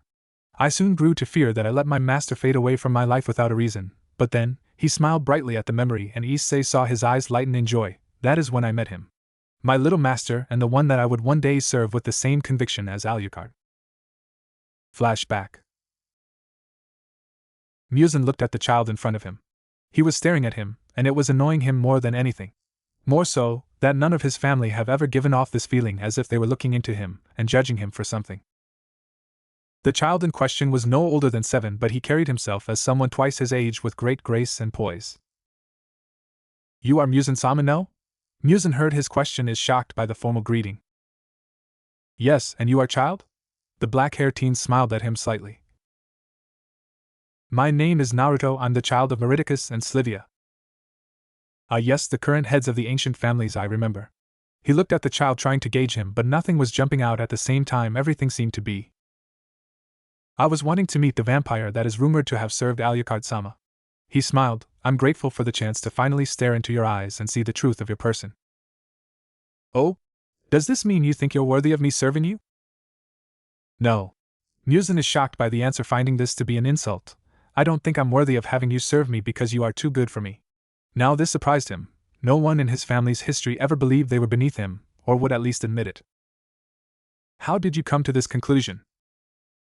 Simple. Naruto rubbed the back of his head. I'm nothing more than a child compared to all around him, and while I'm strong, I fear that I'm not worthy of praise that is given. I question if this is the life I wish to live, or if there is more to see in this world than simply gaudy pleasure, you know. Muzin's eyes widened slightly. He swore he saw his master standing before him. As he told him the same thing after traveling for so long, he developed the same opinion of the world. I see. Muzin smiled, watching the child turn from him and away from him. He continued to hold his smile, and if one was to see it before he went back to his duties, they would see tears developing in his eyes. Later that day, he is invited to the main throne room and asked the same question all the other times. Is there anyone here you believe worthy? Muzin turned to the lower blood crowd and saw Naruto standing there off to the side with his parents, while ignoring the room as a whole. He looked at the sky outside the window and saw he sought adventure and dreamed of being free to see everything he wanted. Yes, there is only one. Walking up to Naruto, who stared at him in shock, he took a knee and bowed his head to him with his arm across his chest. I serve you now and for all eternity, Naruto-sama. Flashback ends. Since then I have served faithfully alongside my master, and saw him not only become a powerful vampire but someone that is quite cunning and able to shield those that he loves while killing those that dare to threaten him. Whoa, Issei was enraptured in the tale of how they met that he didn't realize that they were back at the house. I think I get it. Looking at the house, I think it is the reason I wanted to become his ally. Oh? I doubted insect, but we shall see. Time skip. Time progressed slowly, more so that Naruto was lounging around his home preparing for the upcoming venture while others were taking time to leave the house for short periods of time. Issei, on the other hand, he was talking to Celaya and he swore he felt death hanging over him right now. Now listen, you little shit. While I frown on the idea of setting you up with my friend, I have agreed as Naruto-kun ordered me to do so. Celaya had a blush thinking about what it'd be like to go on a real date with Naruto, and how it would end. Soon the blush intensified, but she shook her head clean of those thoughts before focusing back on the boy who was paling at the sight of her growing darker. You are to treat my friend with respect, don't try anything frisky, and most importantly you are to take care of her for the evening with the money Naruto-kun gave you. If she tells me you did something on the date that unsettled her, then I will personally show you how I like to torture people for my own joy. Yes, ma'am. He saluted her, and she just glared before waving him away. The teen took off, leaving the house in a mad dash to get to the school and be ready for his date that afternoon. But she was more annoyed now she had to wait for Naruto-kun to wake up, as he was supposed to be leaving afterwards for a week. It was a routine of his, and it is something that has grown less frequent over the years. Zest appeared back at the house, but instead of her usual outfit she is wearing a black and white dress that hugged her figure and showed off her to everyone that could see them. She was wearing black and white heels to match, but had taken them off after coming back to the house and sending them back to her shared closet. How was it? Zest smiled sadly. Just as it usually is. Turning her head, she saw Naruto moaning in his sleep before putting her hand on his head. I'm glad he is not going as often, but it still hurts him when he has to. Celaya sighed. I've never been there, but I can tell that this is something that weighs heavily on him and probably will for the rest of his life. Yes, it will. Muzan appearing from the kitchen, he sighed, sitting down some sake for the two women and himself, as this was a stressful day, and something none of them wanted to deal with sober. A few minutes passed, and soon the three saw Naruto stir awake and snap his fingers, changing into a nice back and red tux with a black bow tie. See you all in a week. See you, Naruto-kun, please come home sooner if you want. Naruto smiled and gathered his magic, summoning a pre-made basic into his hand and enveloped himself in darkness before disappearing from the room. At the school, Issei was relaxing with his kendo buddies in the dojo, with Mugen walking up to him and seeing his change of clothes. Yo, you got another date? He put his arm around Issei's shoulder, who smiled. Yeah, I do. Honestly, this is a date that Naruto set up for me, so I'm kinda nervous, you know. He hid the fact that it was really Celaya to avoid rumors flying about the relationship of teacher and student. Really? Mugen smiled. Well, if the girl you are going to meet today has a sweet tooth, I heard of this cool new little sweet shop in the market district that just opened up. Apparently, it has a variety of sweets for anyone that would want some. Great, that is a big help, as I didn't know where to take, but that should help at least. Mugen laughed. Yeah, plus they serve other stuff like sandwiches and stuff, so there is more to work with if nothing else.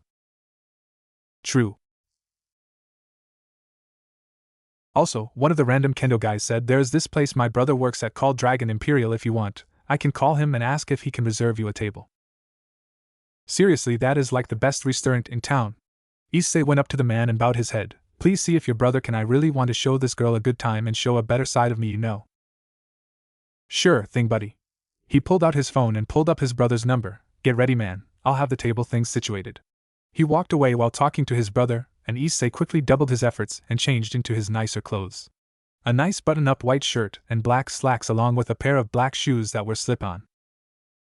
Okay, how do I look? Mugen looked him over while Jean smiles. You look better than what Mugen would put on, at least. The teen gained a tick mark and thrusted a kick at Jin's head. Want to go, asshole? Jean smiled. Sure, I love putting dumbass in their places.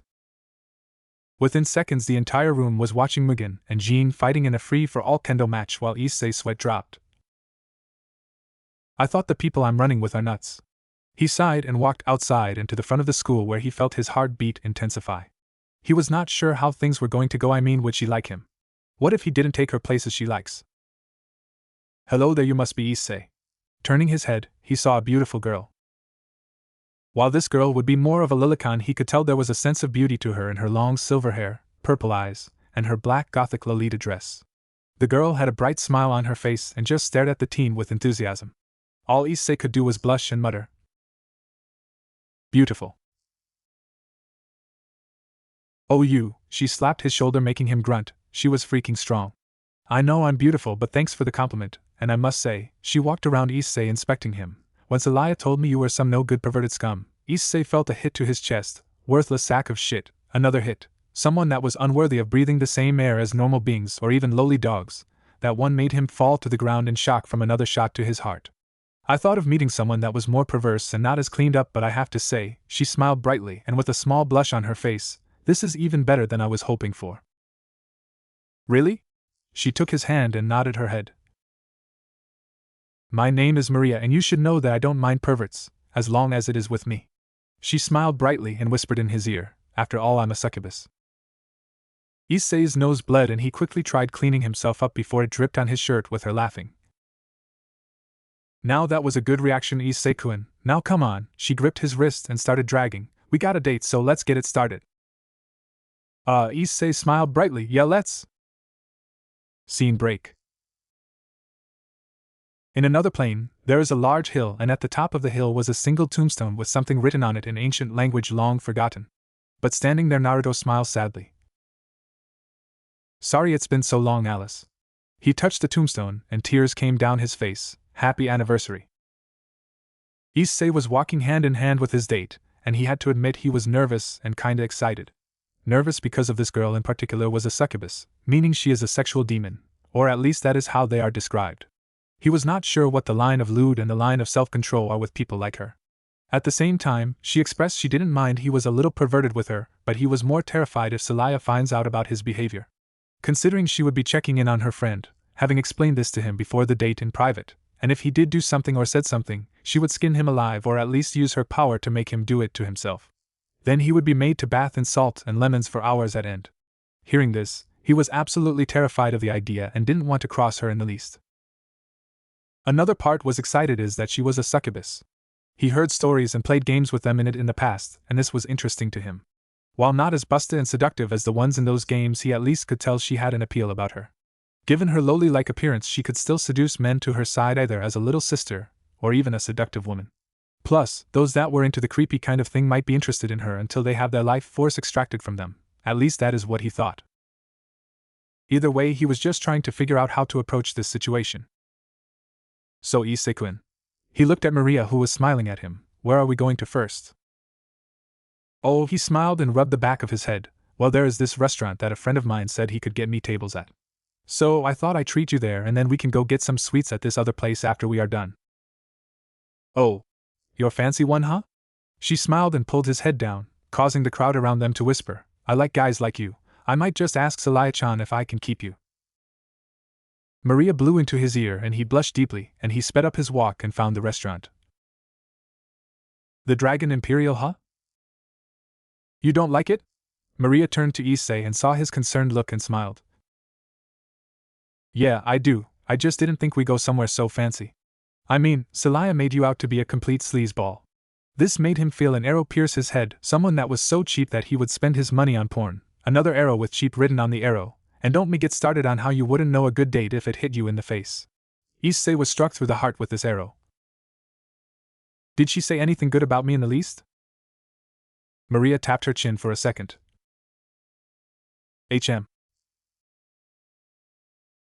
No. Issei face faults at this and sighs. "You know it figures she would be this way with me.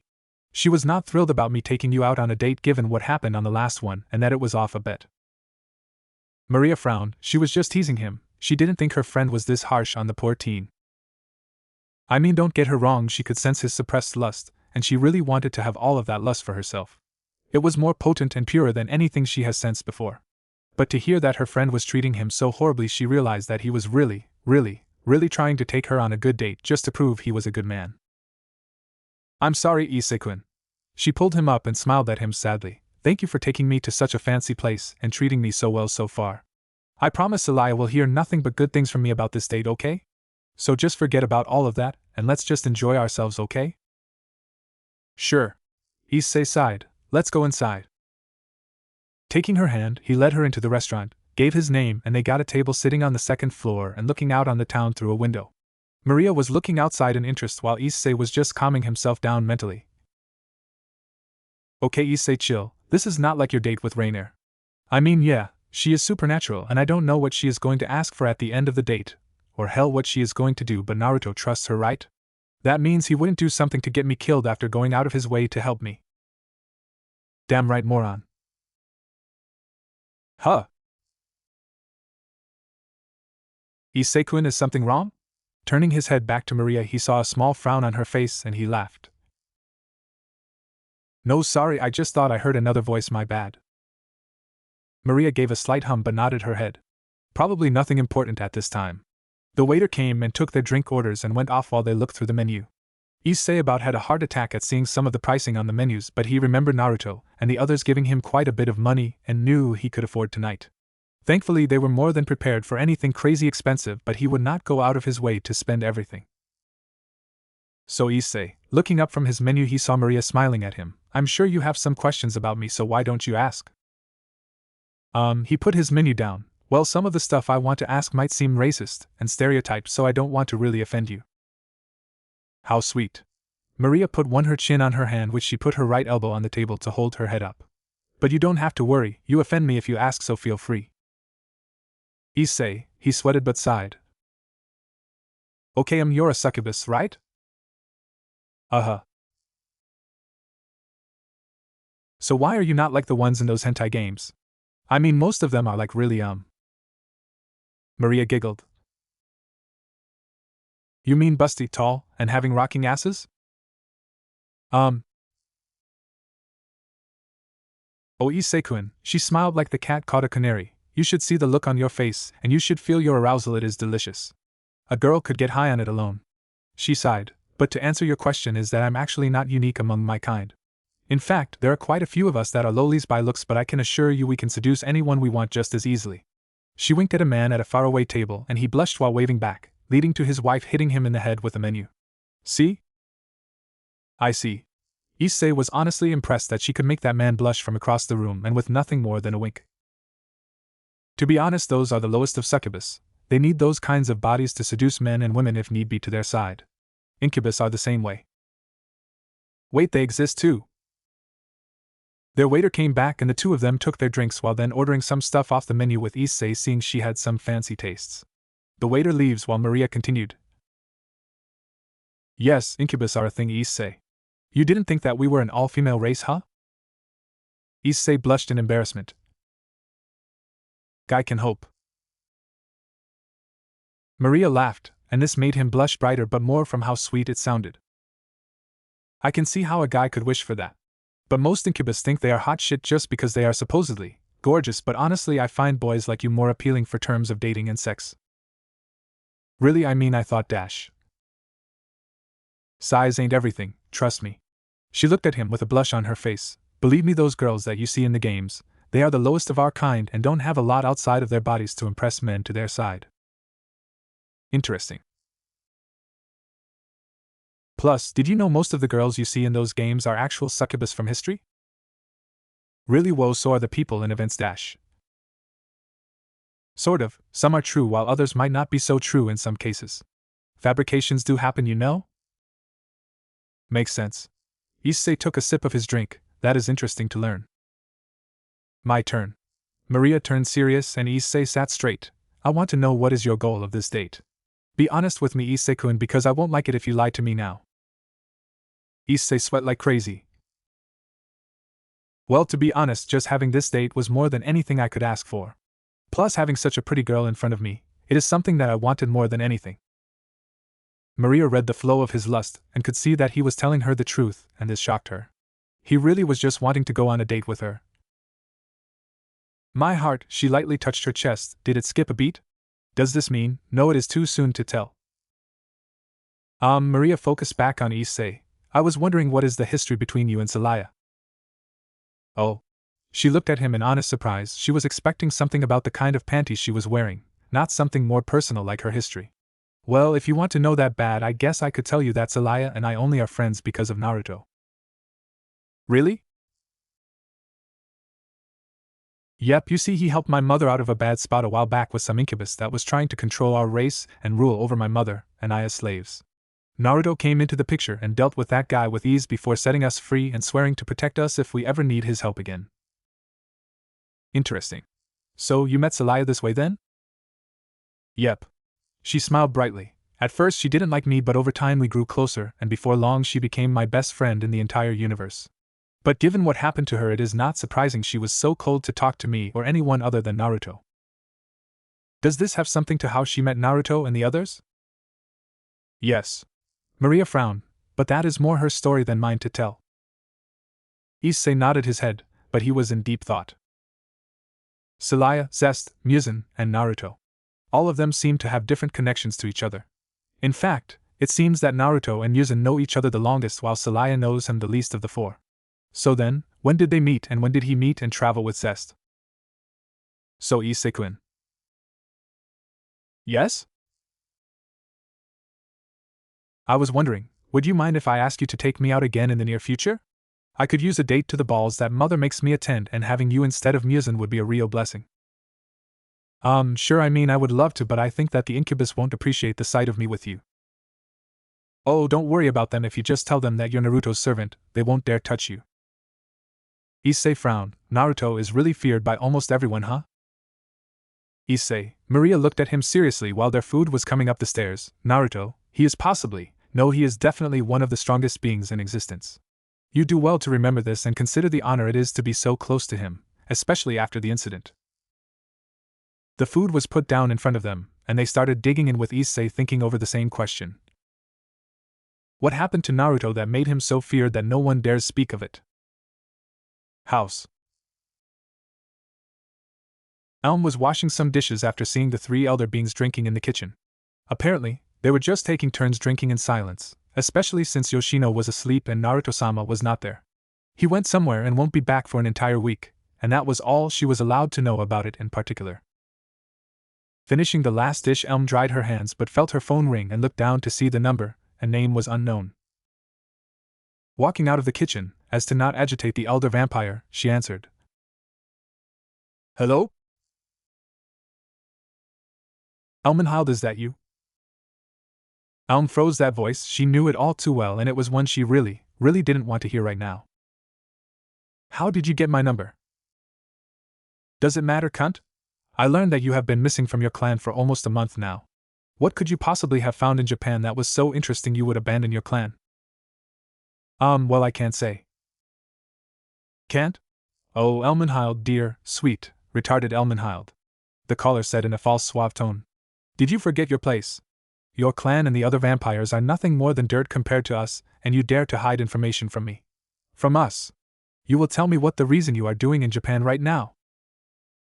Elm knew they were right. Compared to their people, her vampire family and the Teeps family are considered inferior.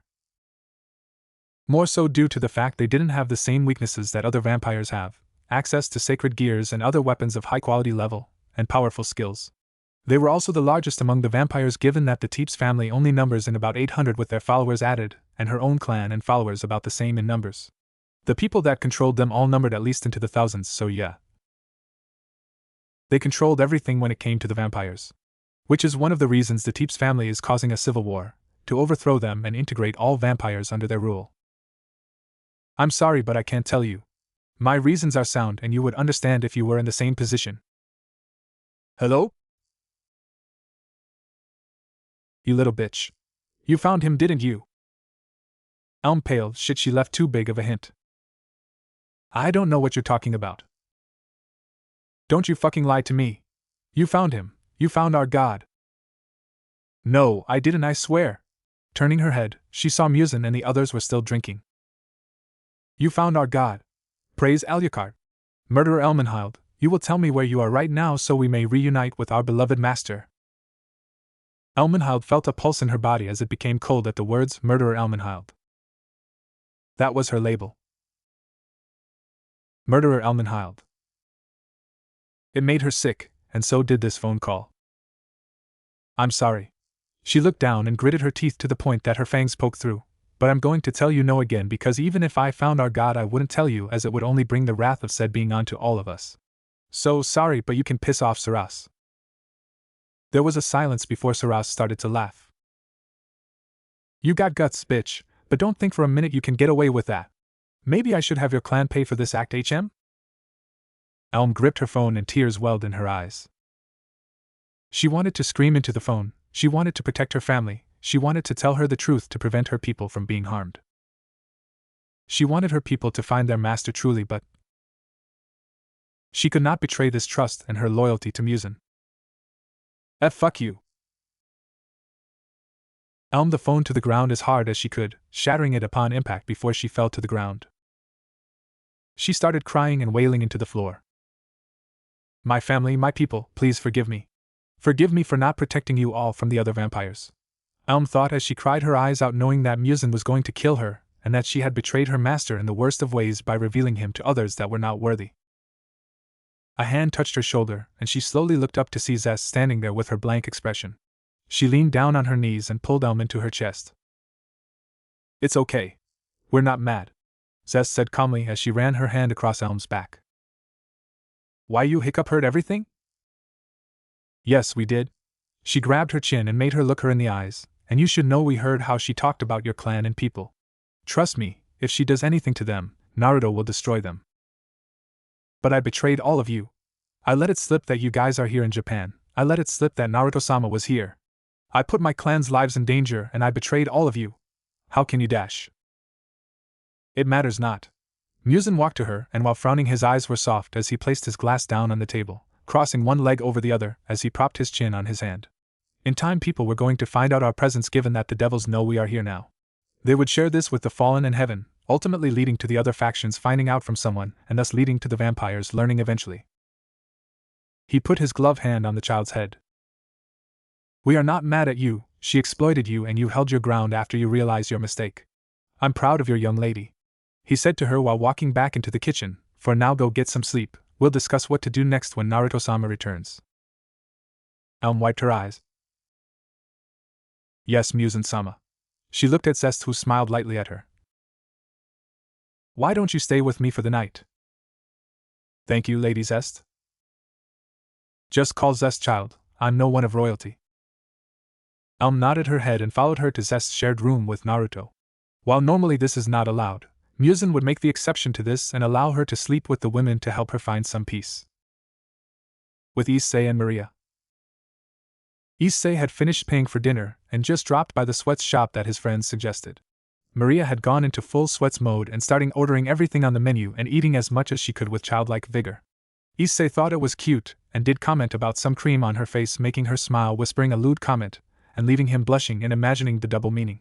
But he quickly shook himself free after slamming his head into the table to clear his perverted mind. Hey! The guy was still a man, and she was being proactive, so he had free rein on that one.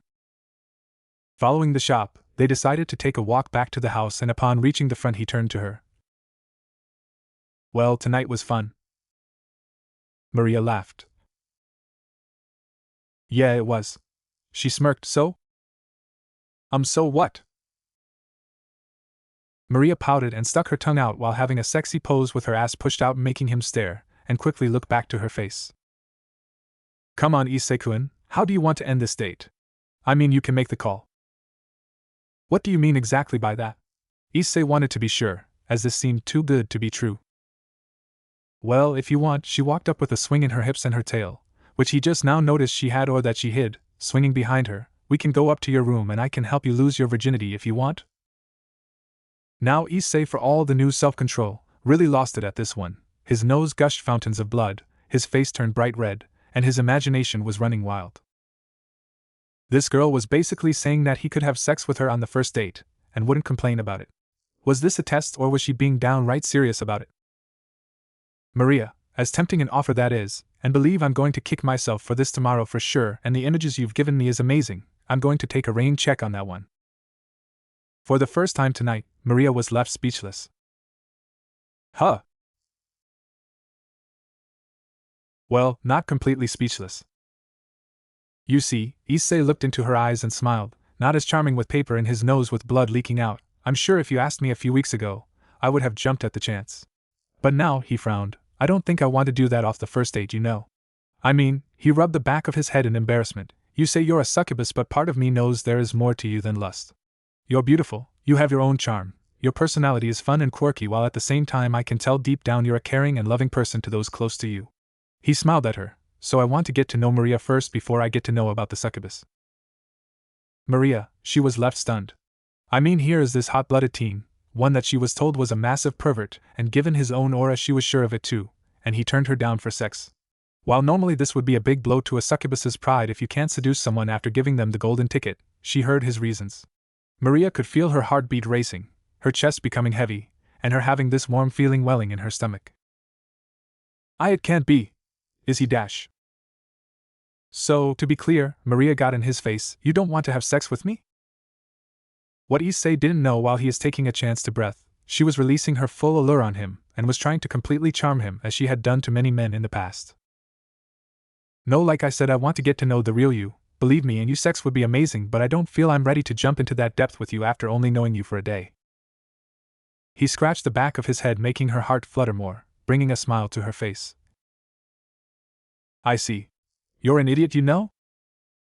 Yeah, I figure MPH. Maria closed the gap to Issei and locked him into a deep kiss with her tongue dancing with his.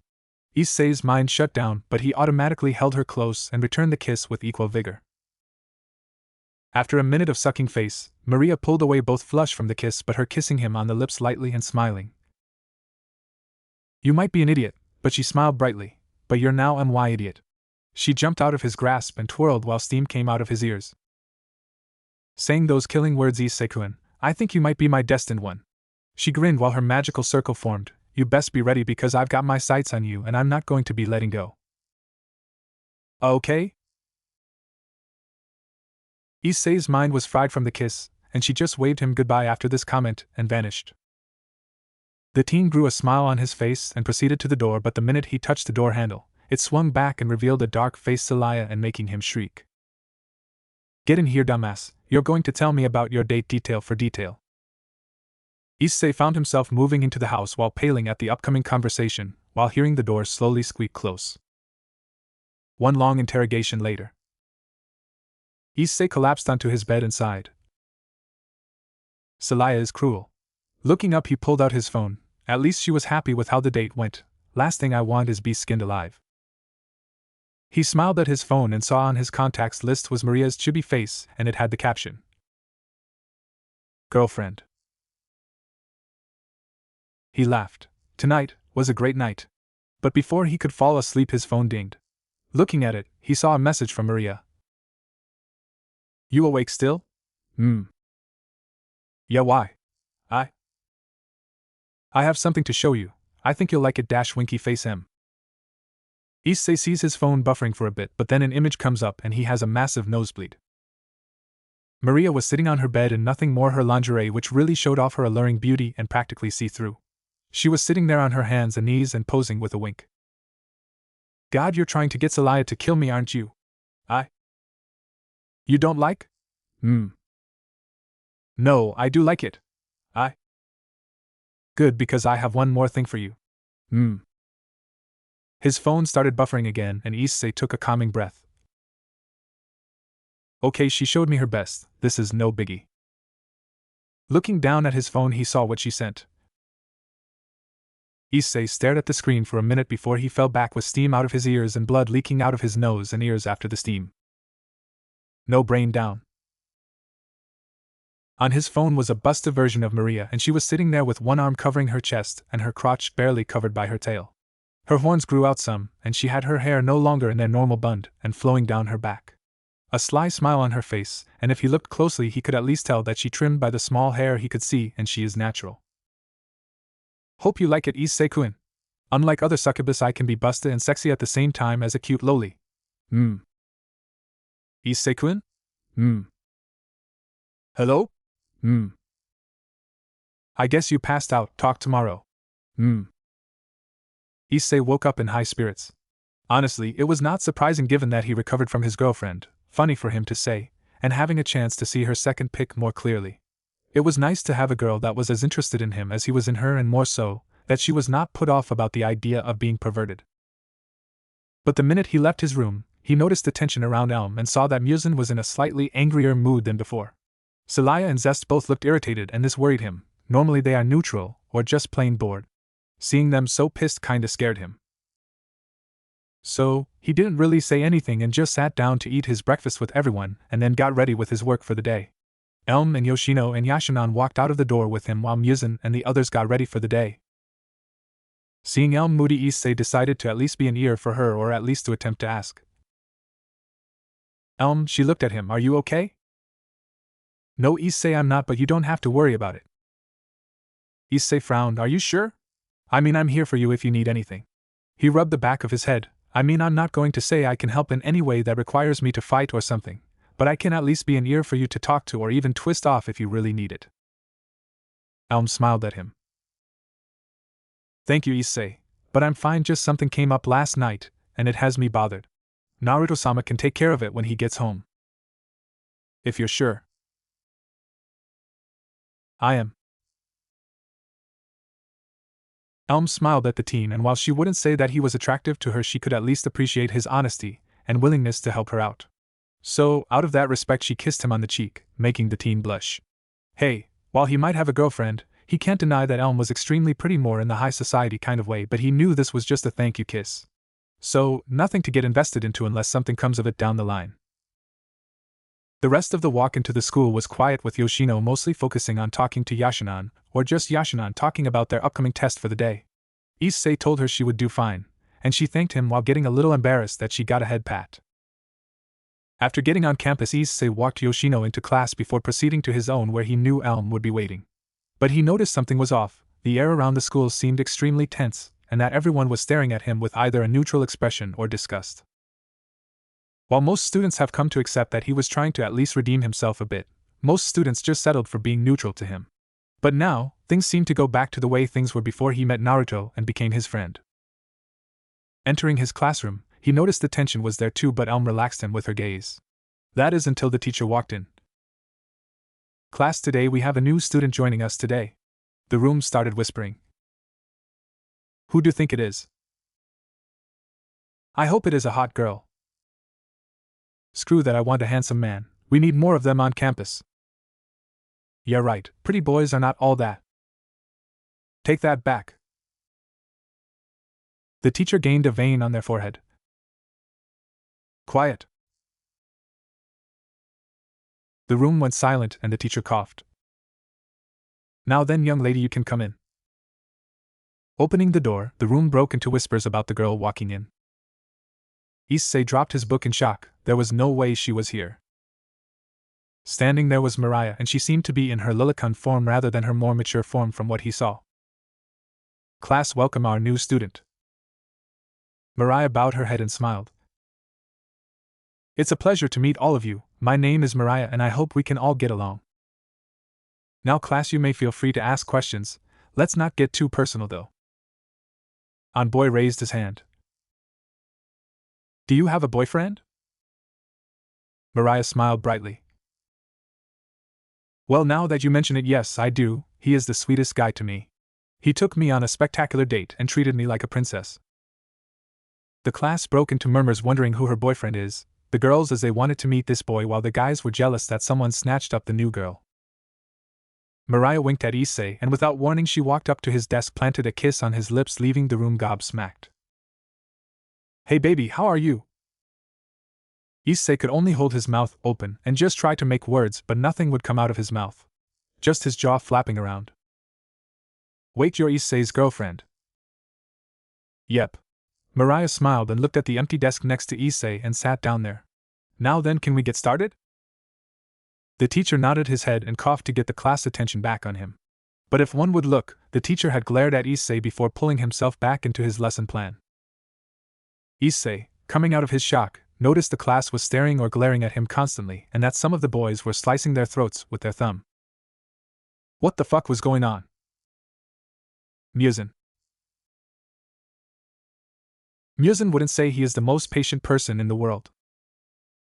Okay, fuck it, he has the patience that is so bad that he blows up more than he is supposed to. But to be fair, he was worse before he started serving under Naruto, and quite honestly, back then he beheaded too many people for bothering him on his days off. But right now, his patience had finally worn out, and he was going to get his hands on a little red-haired tramp and tear her head off her shoulders. Can you believe this, Muzan-senpai? I mean, I knew that little pervert was only acting in front of all of us. Muzan could only subtly glare at the teacher before turning away from them while in the teacher's lounge. We have no proof that Issei did what is being said about him. Hef, who didn't have any classes until lunch and the afternoon, glared at the male teacher. The teacher snorted. Please, that brat has been a problem student ever since he got here. At least his two friends act in a way we can monitor, but now Issei is acting out more depraved and disgusting behavior. Muzan could only sigh while drinking lightly of his coffee, wishing it was either blood or high-quality sake. Oh, so you believe a claim made by a bunch of teenagers that are just probably vindictive against Issei and now his rise into popularity? No, I know that brat has to be committing these acts.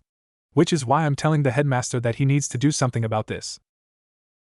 Please, there is no actual proof. Oh, what would you know? You're just a damn foreigner, probably come from an immoral household. I don't know how things are done in your old country, but here we frown on such behavior. Now Hef was glaring at the man and walked up to him, glaring straight at him. Want to run that by me one more time? Because I'm not sure I heard what I think heard. The teacher snorted and without thinking spits in her face. Does that eye patch make you deaf as well as blind, filthy foreigner? Their co-worker scoffed. I said what I said and I stand by it. Hef wiped her face and smiled. Good to know. The man turned away and looked at Muzan. As he started to open his mouth, he found himself falling face first into the cabinet top, breaking his nose, and then falling backwards onto the floor, knocking him out. Hef released a big breath of fresh air. You shouldn't have done that, she mumbled as she glanced at Muzan, who glared at Hef, but now she was glaring back. Oh, please, you know the man was asking for it, and if anyone asks, he fell into the cabinet top and then onto the floor. She smiled at him. Muzan just glared. Don't let your anger control you. Hef snorted. Like you? I can see the wheels turning in your head and how much you want to just kill that Gremory girl no matter how much Naruto-sama told you not to. Hef replied with a nasty smirk. Muzan glared and now his cup shattered from his aura, leaving him with just the handle. You best watch your next step. Muzan, look, I know you're pissed, but killing the girl and her peerage is more trouble waiting to happen. Plus, I can handle this mess easily, trust me. Hef confirmed confidently. Muzan shook his head. No, I gave those stupid girls warnings about crossing me and the Leviathan told them not to test me, but she continues to push me, so it is time to push back and show them what happens when they awaken a being of pure bloodlust and power.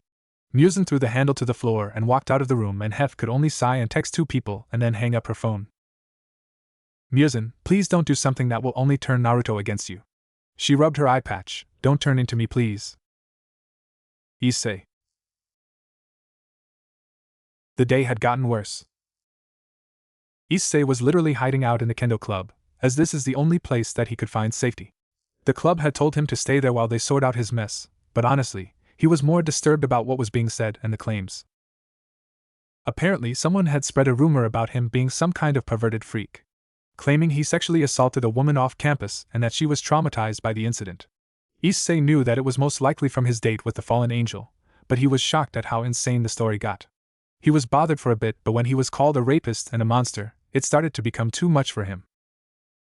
His work was sabotaged to the point that the teachers turned a blind eye, minus Muzan, who was not taking this lying down. He was bullied by several of the kids on campus. Girls had been throwing slanders against him and even throwing food and stuff at him. He went to the bathroom and found himself covered in some kind of unknown liquid and prayed it was not pee. It covered him head to toe and he smelled bad. Then came the other students either pushing past him or hitting him when they walked by him, the teachers turning a blind eye to this and protecting them, claiming Issei instigated the incident. For the first time in a long while, he felt very alone. More alone than he had in a long time, and this time he only had the club and his girlfriend to be there. None of them believed the rumors, and those that did were excommunicated from the clubs. Surprisingly, it was the girls' kendo club that protected him most vehemently. claiming that he had changed as a person and know for a fact that his date didn't go that way and that the girl did it as some kind of mean-spirited prank to begin with it. They wouldn't be shocked that this is something that was done to just hurt the boy further from this incident in particular. Especially when Naruto told her own accounts of her date, and how nothing of the type happened, and even admitted to the girls in the club that she even gave Issei the choice of having sex on their first date, but instead he wanted to be sure before they went that far. That was more than enough for them to consider his side of the story and to protect him. Even more shocking, it was the captain that was fighting off people that were trying to harass him. Issei giggled thinking about one guy who actually tripped him and stole his bag while throwing all of his homework across the hall, leaving him late for class and with a detention. After that period, that same teen was nursing a broken nose and black eye. He saw him, turned and walked the other way as quickly as possible, but saw the kendo club president walking out of the bathroom wiping some blood off her knuckles, making him smile. But sadly, that was not the end of his troubles. Word had gotten to the headmaster of the school and he was being pressured by the teachers and students to have him expelled, and from what he gathered he was considering it. But the reason he hasn't is that this is all based on rumors and no one had actual evidence of the incident in particular. So, he was reserving his judgment of the incident, and waiting to hear more from those fighting to protect him and any evidence to support Issei's innocence. Issei just sighed and went into the shower room, and after turning on the water and trying to scrub the scent out of his body, he fell to his knees. He was having a hard time holding it in, but he finally broke. Issei, for the first time in a long time, cried. He cried as he was alone and heartbroken. Who thought this was funny? Who was wanting to hurt him this bad that they went to these lengths? Issei didn't know, but he felt his world was coming down, and he couldn't stop it. In another room, Mugen and Jean could only frown at hearing their friend cry. They looked at one another and walked away, leaving their friend to himself. They had a culprit to catch and they had a good idea where to start looking. ORC. Rias felt quite smug at this point. Mugen thought he could mess with her, and Serafal claimed he was scary, but where was he then? Nowhere, that's whereas he knew better. Rias had come up with a genius plan to get Issei away from Mugen and at the same time getting him to join her peerage. With his newfound skills and talent, she was sure that it would be very useful in her peerage and would help her with her problem. As much as she didn't want to do something like this, it was the only option she could find at this time, even though Sona herself said she wanted nothing to do with this and anything she does from now on is her own fault. She would not have her name and family name dragged down due to her coming up with insane plans. Rias could only scoff. As if this plan was going to fail. It was simple given she had two humans doing all the legwork for her. First, she found Issei's two former friends peeping on the tennis club. There she confronted them while they were alone and fed them the sad story of his last date's misfortune. How Issei was turning over a new leaf more to hide what he was wanting to do to the girl, and what he did. What was so bad? Well, she told them that he raped the girl and that she was so ashamed of this action, thinking he was a nice person. His two friends started spreading this rumor among the guys and girls on campus, and this got to the teachers and now causing Issei to be ostracized by the very people he was winning over. Rias knew it was only a matter of time before he was kicked out of the kendo clubs and that people were going to leave him all alone. There she would swoop in and tell him that she believes him and wants to help prove his innocence. From this point he would follow her, and she would reveal what his friends did while having their memories erased of her telling them this. From there, his friends are expelled, for the good of the school, and Issei is now loyal to her and willing to join her cause without a doubt. Then she would help him unlock his sacred gear, and then he would help deal with her personal problem and finally being free to live her own life. After that? Who knows? Maybe she'll find a new boyfriend of her own or settle down with a more interesting being or devil than Riser. As for Issei? Well, whatever happens, happens. He can go back to his old life, but he would always be at her side when she needs him, and nothing would change that, no matter how much Mugen threw a fit about it. Rias could only move her pieces into checkmate, and almost smile at her plan coming to fruition. Outside of the club, what she didn't sense was that Mugen was standing there with his eyes vibrating from the pure rage flowing through him. This bitch really was trying the last of his patience, and he was going to show her why that was ill-advised to even the likes of heaven and the highest order of devils. But no more. He was finally done dealing with an annoying brat who thought too highly of herself and didn't know her reality. The reality, she was going to be slaughtered and eaten by him, and then he was going to do the same to her peerage. Mugen. Turning his head, he saw Celaya and Zest standing there with frowns on their faces. What? You want a piece of the little girl? Too bad, I'm going to kill her myself. You can have her peerage to torture for all I care. Muzan, you know Naruto wouldn't approve of this. The vampire glared at them, and his aura blasted at them, making them both flinched. Don't you dare! Naruto-sama wouldn't put up with this girl's game. Especially now. You know how dangerous of a time this is for Master, and what happened the last time he was disrupted. Both women flinched. How could they not? That was the time the devils were slaughtering the Nico race in the underworld. He had come across a young Nico child that was running and happened upon the grave he was visiting for the week. There he killed the devils for daring to even stand on that ground. He learned about what happened to the Nikos in the underworld, and after taking her to them, he went there personally, and well, let's just say the underworld lost 2 more families in his rage, and Zekrom himself learned quickly how to appease his rage. Regardless, you can't do this. After all, Zest smiled slightly, you promised her. Muzan's eyes went wide. A dazzling beauty, blonde hair, glowing wings, and a beautiful figure. She smiles at him and whispers something, making him feel his chest constrict. Muzan shook his head and growled. Don't ever bring her up again. He glared at the ORC building, and after a few seconds he growled and walked away, leaving small cracks in the grass that are barely visible unless you look close enough. Zest nodded her head and Zelaya just sighed. What?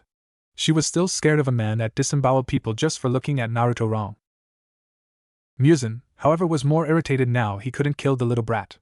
That damn promise, he made it in a moment of weakness, and now his pride won't let him forget it with her. Naruto could forgive him for his mistakes and punish him accordingly, but she wouldn't forgive him. He sighed and remembered a time when things were simpler, with both of them holding hands and watching the setting sun. He had a smile on his face for the rest of the day. Kendo Club. Issei had finally gotten out of the shower. Surprisingly, he had cleaned the smell out of his hair and off his body. Walking into the changing room, he saw a pile of clothes sitting on a bench and a note with his name written on it. Picking it up, he read, "We thought you could use a change of clothes. Once you get your uniform cleaned, please return the clothes." Issei smiled and got changed, seeing that it is the same uniform, but only it didn't reek of whatever that smell was. Thinking of his clothes, he saw them sitting where he left them and quickly put them in a trash bag so that he could take them home and clean them. Or at least, for Muzan to clean, since he liked cleaning and used it as a reason to distract himself while Naruto was gone. Upon walking into the main training area, he saw one of the girls from the Kendo Club, Murayasa, run up to him. "Issei, good news, you're in the clear." "Huh?" She smiled. "It turns out that the rumors were started by your 2 former friends." This hit Issei like a ton of bricks, more so that it was 2 of his former buds. Were they that upset with him over the fact he was trying to better himself? "Yeah, it turns out that they set the whole thing up by making up the fake rumor about the girl you went on the first date with." She shook her head. Mugen and Jean caught them on video confessing they did it, and the headmaster is furious. She shook her head. "From what I gathered, he is going to be looking into everything that happened today, along with expelling your 2 friends, sorry, ex-friends, given that this caused a huge debacle in the school." "Yeah." Issei took a seat on a nearby bench with the girl frowning. She couldn't blame him. After all, his 2 friends, or at least former friends, did this to him. They created that horrible rumor and almost got him expelled and possibly brought up on false charges of rape. That is a crime that no one can forgive, and while she would say the 2 were harmless, this was far from it. Taking a seat next to him, she hugged him slightly. "You know the club never doubted your innocence." Issei smiled but then looked at the ceiling. "I thank all of you for that. I know how easily it could have been for you girls to believe I turned back to that way of life. But I'm really trying to better myself, and one day prove myself that I'm worthy of the girlfriend I have now." Murayasa smiled even brighter. "She is lucky to have you as well." She kissed his cheek. "Keep up the good work, Issei, I've got to get to practice." Issei waved at her before picking up his bag again and walking out of the room until he saw Hef standing there with a smile on her face. "Good to see you in a better mood, kid." Thank Hef-sensei?" "Alright, we've never talked in length before, huh?" She rubbed the back of her head and laughed a bit. "Sorry about that, you can call me Hef in private, but you should know that I'm friends with Naruto." This shocked Issei and asked, "Does that mean you're Dash?" "Yep. But I'm more complicated than the others." She motioned him to follow him, come on, I want to tell you some important stuff along with testing out how good you are with working on machine and making furniture. After all, you skipped my class today," Issei paled, "so consider this your makeup class." Issei could only hope this wouldn't be too difficult, as for all of his strength and ability now, he still sucked at making stuff. ORC building. Kaneko had just finished her classes and was heading up to see her king and what is going on with this plan of hers. Honestly, she feels that they are better suited for finding quantity right now over quality, but she wouldn't question her king on her orders. She just didn't want that stupid pervert in their ranks, no matter how much he has changed. "I'm not a fan of the strategy we're using, and worse, we have the obstacle of his girlfriend to deal with. But I'm sure that Rias or at least Akino could seduce him away from them if they play it just right. After all, he's a pervert," Kaneko thought as she walked absent-mindedly. She stopped near the wall that acted as the border between the school and the street and sighed. "Nyo, what's got you so bothered?" Turning her head, she saw someone falling out of a tree and landing on her hands and feet, much like a predatory animal. She was crouched, but she was focused on 3 appendages in particular. Her cat ears and cat tail that was lazily swinging behind her. "You look troubled, Nyo. What's going on, Chiron?" The woman stood up and she was shivering in fear of the slim Nico girl. She had her red eyes staring straight at her, as if she is looking into the depths of her soul. "Who dash?" Kaneko shakily asked as the woman smiled. "My name is Neferpitu, Pitu for short," Pitu introduced as she stood up, standing proud on her feet. "As you can guess, we are one in the same nose, Chiron, Neo?" Kaneko could only shiver, words not escaping her mouth. "Oh my," she put her finger to her chin. "You look terrified, Neo. Why is that?" She leaned her head down while walking closer to Kaneko in a mockingly slow manner. "GGG, get back." Kaneko swung her fist, the minute Pitu was in range. Pitu just sidestepped the strike and appeared at her right side with a playful smile on her face. "Impressive strength for someone so young, Neo. But you're pretty slow," Pitu pointed out calmly. Kaneko lashed out again, and this time tried to throw it at her legs but missed, with Pitu finding herself behind her and flicking the back of her head. Kaneko's eyes widened and she was shivering. "I can't win. I need help," Kaneko thought desperately. Without waiting, Kaneko hit the ground and tried to cause the dust that kicked up to cover her while she made a dash to get out of there. But the minute she appeared outside the dust, Pitu was standing there with a smile on her face, making Kaneko stumble backwards. "Naughty little kitten. You should know better, Neo." Pitu's eyes turned more feral and her grin more sinister as she pulled her arm back. Kaneko was sent flying into a tree with a punch. Her jaw was sore, but she quickly got to her feet and summoned her wings and took off into the sky. Pitu frowned but then smiled. "Not so fast, Neo." Kaneko felt something latching onto her leg, and when she looked down, she saw some kind of misshapen doll arm grabbing a hold of her leg and preventing her from moving. The doll was connected to Pitu's tail, and she just smiled and waved a single-fingered claw at her. "Now that is rude, Chiron, Neo. You can't just get up and run." With a single twitch, her doll sent Kaneko crashing into the ground, making her cough up blood. "She's too strong. I need to find a way to escape." Kaneko, acting quick, jumped to her feet again and tried to run, but Pitu appeared beside her and hit her in the back of her head, sending the girl face first into the ground. "Damn, I can't see dash," Kaneko thought before Pitu grabbed her ankle and lifted her into the air before slamming her face first into the ground. Still holding her ankle, Pitu swung her in the air in a 360 spin before flinging her into a tree. She went crashing through the tree and a sickening crunch could be heard, and the tree fell on top of her. Pitu smiled sadistically and proceeded to walk up to the pinned child. But like clockwork, the girl lifted the tree up and threw it at her, which Pitu simply sidestepped. The tree caused a loud thud and Pitu could only shake her head. "Chiron, you don't think I don't know what you're trying to do with that, Neo? Come on, give me a little more credit than that, Neo." She dashed to her and slammed her fist into the girl's stomach, lifting her in the air by the punch. "You're so weak it makes me sick." She removed her fist and slammed her opposite hand into her cheek, sending her into another tree and to slump over. Pitu walked up to the girl and put her knee into her back. "Do you know why you can't win, Neo?" Fuck you," Kaneko stated weakly, wincing as Pitu pressed her knee into Kaneko's back. Pitu smiled before she gripping Kaneko's hair and pulling her head back as she leaned in and whispered into Kaneko's hidden ear. "Because you're hiding from who you are, Neo. You're one of us but refuse to accept it, and hide behind the power of a devil, Neo. You're pathetic." Sensing danger, Pitou released the girl and dashed away when a black and red blast came straight at her but missed Kaneko as Pitou landed a few feet away from Kaneko. But before she could get comfortable, Pitou became a blur as Kiba swung his sword at her as Rias checked Kaneko over. Rias, Kaneko whispered before she hugged her king. Rias hugged Kaneko as she glared at Pitou with anger in her eyes. You dare harm one of my peerage members? You'll pay for this, cat, Rias stated as Kiba was prepared to attack again. Pitou snorted. Her. Pay? Oh, please. Her power might be impressive to some, but I can see that a few blasts is all she can manage with her weak-ass power, Neo. Pitou thought as she analyzed her opponents. Her brother, on the other hand, now that is someone that could kill me and not someone that I want to cross paths with, yet. Pitou relaxed since she was in no danger, exiting her tense form and adopting a calm posture, which put Rias on edge as Kaneko gripped her tightly, shaking in her king's arms. Relax, Neo, this is a matter between us Nikos. Nothing you filthy devils need to get involved with. She moved slightly to her right, and a bolt of lightning missed her, and she looked behind her seeing Akino smiling at her with lighting dancing around her fingers. How rude I was talking, Neo. Oh my, I seem to have missed. I might have to fix that, so please take your punishment like a good kitty cat. Akino chirped as she smiled, wanting to see Pitou in pain to get off to it.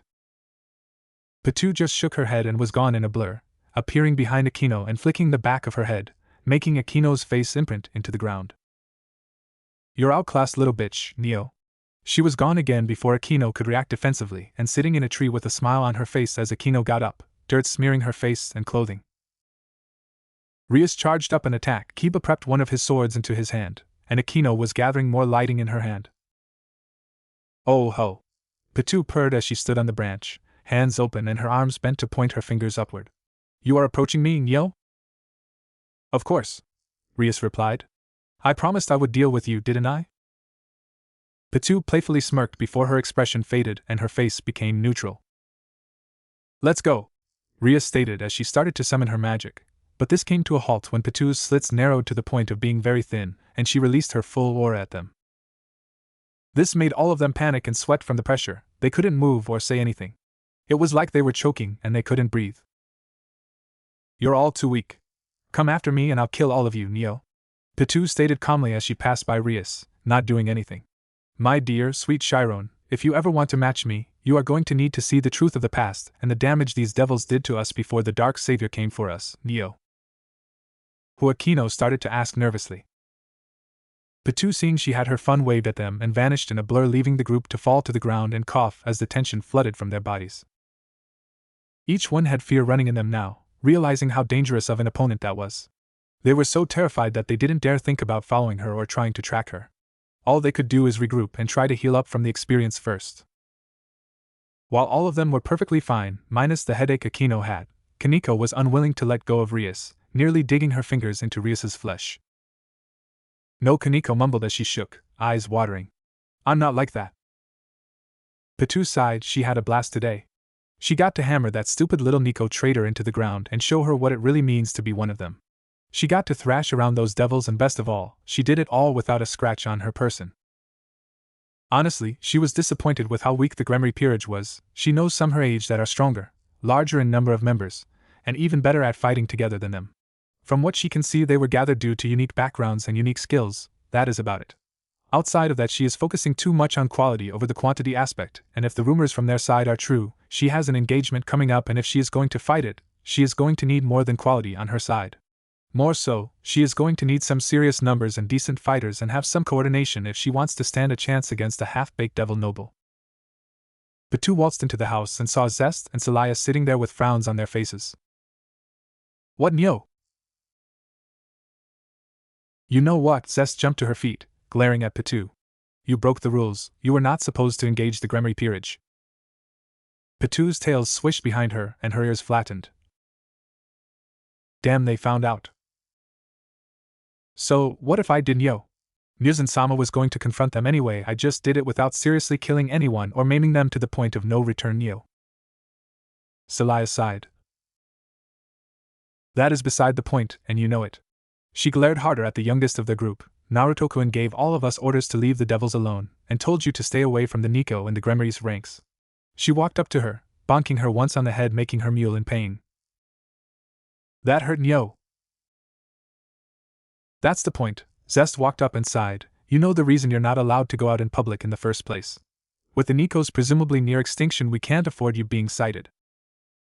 Exactly. Celaya chimed in. Your actions now have alerted the devils now that there is another Nico running around, and they are going to come hunting you for it. Do you really want to put Naruto-kun in a bad mood when he returns? Pitu frowned and looked down at the floor with her tail lying flat and her ears falling flat against her head. No, Nyo, but I can't stand it. She clenched her fist and glared at the floor. I had my life destroyed by the devils and she gets to live in luxury for what her sister did. How is that fair, Nyo? Zest and Celaya looked at each other and then back to Pitu. They could understand her anger, but they knew that this doesn't justify anything. Regardless, Zest pointed at her. You still have to be punished, so starting today you are going to be cleaning the bathrooms from the tub to the toilets to the sinks with nothing more than a toothbrush, is that clear? Pitu's eyes widened. Are you serious? Do you want Muzin to hand out your punishment? Which bathrooms in particular? Zest and Celaya smiled. Muzin was intimidating for sure, and they knew that if one person could keep almost everyone in their group in line, it was him. Hef sighed. Today was a tiring day. First, she had to deal with the mess of Issei and his rumors that were flying around. Then she had to deal with the teachers trying to turn a blind eye to this matter and recording their behavior for the future. Finally, she had to report all the students and teachers that were turning a blind eye to a student in desperate need, ultimately leading to a ton of paperwork and even a couple of teachers fired and arrested for assisting in the bullying and hazing of a student. It didn't surprise her that more than half the teachers from certain classes were fired on the spot for even more blatant offenses, while others were given reductions in their paychecks and told that they are required to report to the school board and see if they were even going to keep their license, or must get them reinstated. Ultimately a busy day, but she was glad to have caught Issei before he could run off and do his own thing. After all, she was still a teacher at heart. Alright, Issei, let me take a look at what you made. Walking up to his table, she saw that he had completed in making a very basic birdhouse at this time. More so, the birdhouse was slightly crooked and the pole sticking out for the perch in front of the hole was loose. But overall, not bad. B+ today, Issei. Some finer work, but I'm cutting you some slack given that we are swamped today with the mess that happened earlier. Issei nodded his head. Then can I go now, Hef-sensei? Hef smiled. Yeah, I just have to put your work into the books and then I'll be out of here as well. Great. Hef watched the teen pick up his bag and walk out of her room, and she heard him talking to someone on the other side. She could only shake her head. To be young and in love again, what a feeling. Hef frowned at the thought and rubbed her eye patch before shaking her head. Hef, it's fine, you did it for a good reason, no point in beating yourself up about it. Before Hef could finish putting stuff up from her desk, her phone rang. Looking at the caller ID, she could only deadpan. Smothering mother. Sighing, she pressed the answer button. Hello? HEPH. Hef held the phone away from her ear at the scream and could only sigh in annoyance. After the ringing in her ears stopped, she put the phone back up to her head. Hello, Ka-san. Oh, how is my precious daughter doing? Are you well? Maintaining your looks? Is something bothering you today? Let me know and I'll do something about it. Ka-san, Hef pinched her nose. I'm fine, I'm just finishing up some work and then I'm heading home for the day. It has been a busy day today and honestly I'm just ready dash. If you are almost finished, then how about a mother/daughter date then? I miss you so much, and we rarely get the chance to do stuff like this together. Hef could only rub her nose more. She knew that there is only one answer to this question. Sure, Ka-san, why dash? The line went dead and in a pop of pink smoke out came someone that quickly pulled her head into a rather impressive chest, causing her to lose her breath. Oh, my precious daughter wants to see her dear mother and spend time with her. I'm so happy. MMMPH. Huh. The woman looked down and let go of her head, leading to Hef sucking in air trying to catch her breath. Ka-san, don't do that. I almost died from lack of air. The woman frowned and smiled. Sorry dear, but you know me, I love all my children, especially my oldest. Hef could only sigh. This comes with being the daughter of the goddess of lust and sexual desire. Standing before her is Aphrodite, but unlike the famous legends, her mother likes to every now and then change up her looks to keep things interesting. More so, she changes it to suit her means and to draw the attention of all around her. She has long pink hair that goes down to her back, red eyes, small fangs poking out of her lip, a curvy figure with easily F cup if she was guessing, and a long pink dress that hugged her figure tightly and left little to the imagination, as Modius's mother, Iruma in school. Apparently, her mother got into the spirit of anime and decided to rip off a character's design that was more about lust and seduction like herself, and quite honestly, she knew the fanboys of Japan would eat this up and pay anything to see more. Alright, first we get some clothes and then we can go get something eat. Hef froze at the mention of clothes. Shopping with her Ka-san? No thanks. How about instead of shopping we get something to eat, Ka-san? I mean, there is a fancy restaurant that I've been wanting to try out since one of Naruto-sama's new followers mentioned it. Aphrodite froze.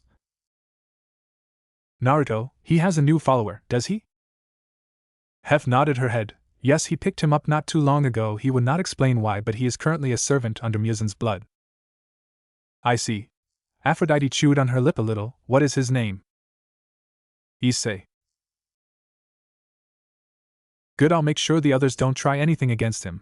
The last thing is we need Naruto coming back to Olympus to teach us a lesson in control. Understood. Without saying anything else, both women walked out of the school with Hef fitting into a snug red dress showing off her amazing figure, and catching the eyes of all the men that passed the both of them. Men were leering at them to the point that one tried to get fresh with her mother. She showed him why that was ill-advised with a well-placed blow to his balls via a knee strike. Hey, just because her mother is considered a slut in culture doesn't mean she would put up with everyone's crap just because she wants to have sex. Arriving at the restaurant, both mother and daughter took their place at the table and looked through the menu. Hef ordered a red wine for herself while her mother tagged onto that, stating they might need the bottle. Looking at Hef, Aphrodite smiled. So, darling daughter, how are things? Is everything working appropriately? Hef blushed before puffing her cheeks at her Ka-san. Yes, things are fine. But as to all my parts working, you can say they are working just fine. Oh, does that mean, she got a cat caught the canary look, you finally managed to snag your beloved Naruto-sama? Hef glared at her mother before blushing more. No, as you could probably guess, the others wouldn't let me get away with that, and quite honestly, I'm not sure he wants to see me in that light. She rubbed her empty eye, not after what happened. Aphrodite frowned and held her daughter's free hand. Honey, it was an honest mistake. You were trying to do something nice for him. Hef scoffed. Yeah, and looked what that led to. More trouble and him almost hating me for doing what I did. Yes, but what you did for trade. Hef growled slightly. He told me it was unnecessary, and that he didn't blame me for what I thought would make him happy. See? Aphrodite squeezed her hand. He was not upset that you did it because he knows your true intentions of doing it. Maybe, but I still don't feel worthy of that attention he gives me. More so, she had a small tear running down her face she quickly wiped. I can't forgive myself for not asking him first. Honey. It's fine, Ka-san, can we talk about something else? Aphrodite sighed. It is always like this with her. Aphrodite didn't know all the details, but she knew that her daughter did something and that unsettled Naruto badly. Apparently, as punishment, she did something horrible to herself, and this left her with a permanent reminder of her sin. Her missing eye. But she can see that she didn't want to talk about this anymore, so she moved on. Will, have you had a chance to put in the artificial eye your father made for you? Hef grunted. Great way to segue away from my mistake. Aphrodite released a frustrated sigh. Well, what do you expect, honey? You're a beautiful woman. She pointed at her body and her face. Your face is the best properties of myself and your father, and yet you continue to walk around without a second eye in your head. Your father even went through the trouble to make it look like and work like your regular eye with some enhancements, and all you're doing is letting it get dust. The wine was set down at the table and Hef poured a glass and took a drink. Yes, and while I appreciate the gesture from Tucson, that is not the only reason I'm not wearing his creation. You know that I despise the idea of letting people's judgments about my physical body cloud their thoughts. Aphrodite glared. Well, sometimes I think you don't put enough emphasis into it. Hef snorted. Excuse me if being beautiful and talented in something that is male-dominated is off-putting, but I am my two sans child as well, and you know it. Yes. Aphrodite took a drink and stared at her child, but that doesn't mean you shouldn't take some pride in how you look. I mean, I did put the effort into your looks for a reason.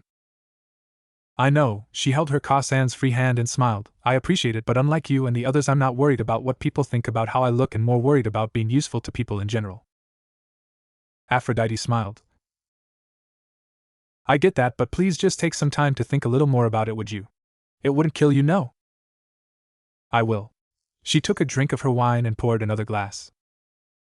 Aphrodite and Hef sat in silence for a second before she said, Your father wants you to visit Olympus. No. Hef took a sip of her wine and glared, making her mother frown. Honey, look, I know your last visit wasn't the best, but things have changed. Oh? She put her glass down and put her hand in one of her hands' palm, looking at her mother in the eye, making her nervous. Is Zeus still a cheating pervert that will hop any mortal woman that doesn't shake him off, or worse, rape that woman if she resists his advances? Well, now that is just Zeus being dash. Is he still a paranoid asshole that thinks that everyone is out to claim his throne over Olympus? Oh, he has reasons for that, sweetheart. What about Hera? Is she still smiting anyone that dares to sleep with her husband while never punishing her husband for his actions? Hera and he have been like that for centuries, and it's something the rest of us just stay out of, given dash. Is Ares still a perverted fucker that is only wanting to see if he can get into my pants? Aphrodite frowned. I'm afraid that part is true, but I warned him about doing that or attempting it, and he would answer for it. Oh, really? Hef glared harder this time, like the time he tried last time I was on Olympus. Hef, please. No! She slammed her hand on the table. Thanks to the magic surrounding them, no one was paying attention. You are not going to sweep what he did under the fucking rug again. Just like last time how you and Tucson did jack shit against that monster. Honey, you know he is my dash. Lover? Don't fucking remind me. Hef growled and took another drink of the wine before pouring another glass, worrying Aphrodite that she might be feeling the effects of the alcohol. Language? Never. She glared at her, and this made the goddess back off from scolding her. You saw what he tried to do to me, what he and Zeus were trying to do to me. You turned a fucking blind eye to this, and it took the others to stop them long enough for me to escape. It was never my intentions for things to boil out of control like that, but you know Zeus is stronger than your father and I. There was nothing we could do at the time. Oh, really didn't stop the others from stepping in and stopping them. She growled. The only good thing that came out of that incident is Naruto. He put a stop to everything that was going on and was the one that put everybody in their place when they were getting too big about themselves. Hef put her drink down and Aphrodite looked down. What would it take then? Hef raised an eyebrow. What would it take for you to come to Olympus for a visit? The others really want to see you, and given that you're the only direct link to all of us in the world and my only daughter with your father, we want you to come. Hef looked at her mother and held up 3 fingers. First, I want your assurance that if Ares or Zeus try something again, then someone is going to try and stop them. Got it. I promise I will keep it from happening again. I know, because I also am having Naruto and the others come with me on this visit for added insurance. Aphrodite bit her lip. That I can agree to, but you know Zeus is not going to dash. To be honest, Ka-san, fuck him. If he behaved, this would not be needed. Yeah, I know, dear. Good, the final thing is that I need you to make sure father knows that I'm only there to visit, not to rebuild anything in Olympus like you all want me to. I know. Hef sighed. Fine, I'll visit on those conditions, but I have to wait for Naruto-kun to come back and then we can head there.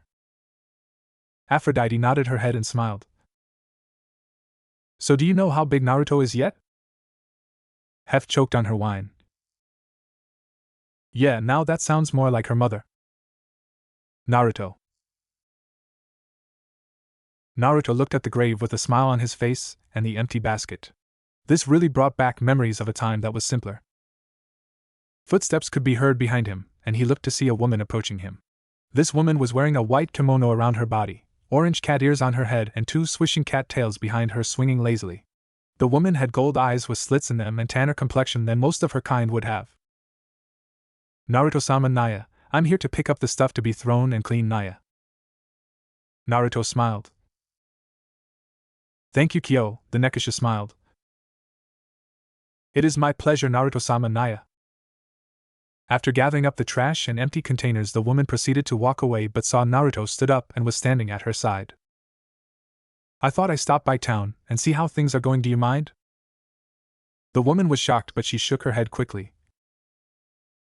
Of course, not Naruto-sama Naya. But don't you want to, you know? Naruto smiled. Not sure, today I feel it has been long enough and that it is time to come to a decision about some stuff I've been thinking about for the last few years. He kept his hand in his pockets and grabbed the items in them. After all, I know that I can't be like this for much longer and that it soon is time for me to move on, you know. Kyo smiled at Naruto and could only think. Master is about to take the step to find happiness. I'm so happy for him. I think she would think the same thing, Naruto-sama. Naruto and her continued into town, which was more of a small community that was built out of the remnants of his vampire lineage and the homes of extinct vampire clans that were long dead or absorbed into other families. In its place is a thriving community full of Nikos of all ages and paths. Even a few male ones were walking around in this town. The minute they saw Naruto, they bowed their heads. Why shouldn't they?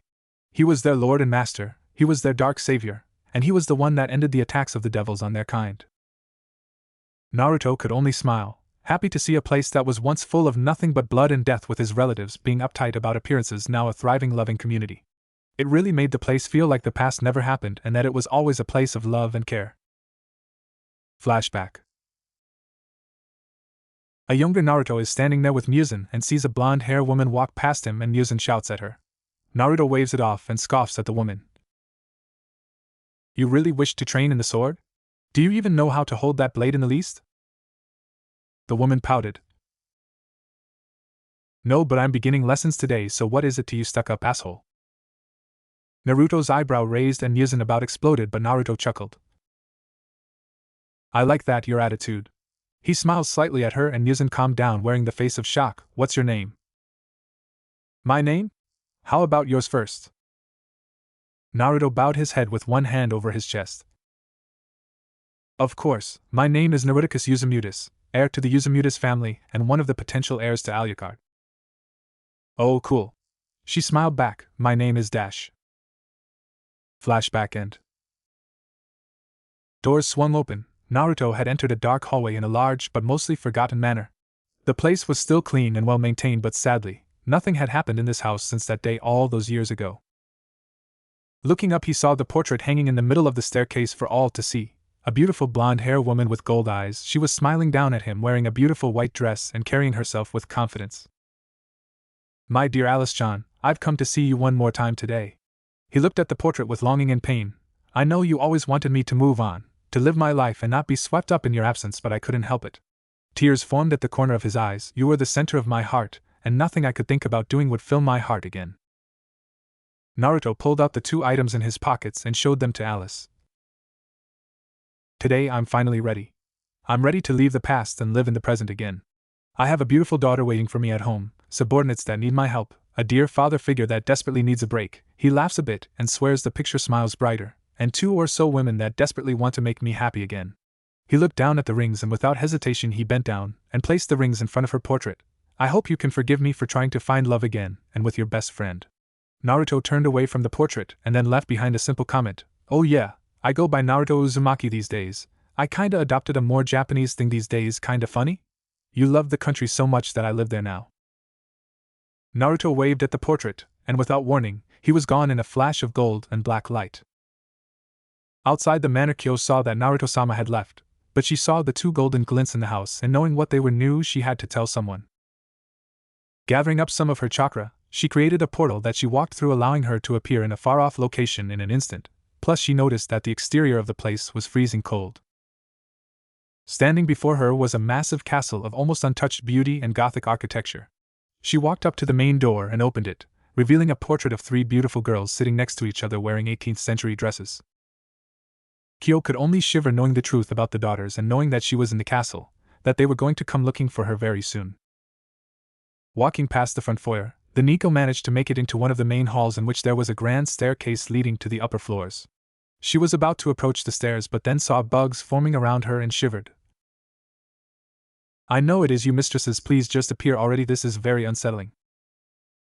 Out of the flurry of bugs appeared 3 girls of varying looks and ages. Each of them was wearing a dark cloak around their body and black dresses, each with a maniacal grin on their face and the sight of blood on their faces. The girls were smiling at her. "What brings you here, Nico?" "Yeah, you here to be a taste test for us?" "Wouldn't mind that, would you, sisters?" The other 2 shook their heads, but then a cough was heard and a thud was made. "Now girls, what have I said about bothering the poor Nicos that come to visit our home?" "Not to mother." All 3 pouted in their own way and walked away, leaving the area open for the Nico to look up and see a very tall woman standing before her with golden eyes, a white dress and white hat, along with black gloves and pale white skin. "Greetings, Kyo, how have you been?" "I've been good, Lady Dimitrescu. I actually have some news about the Dark Savior I thought you'd be interested in hearing." The woman's smile brightens. "Oh? Do tell."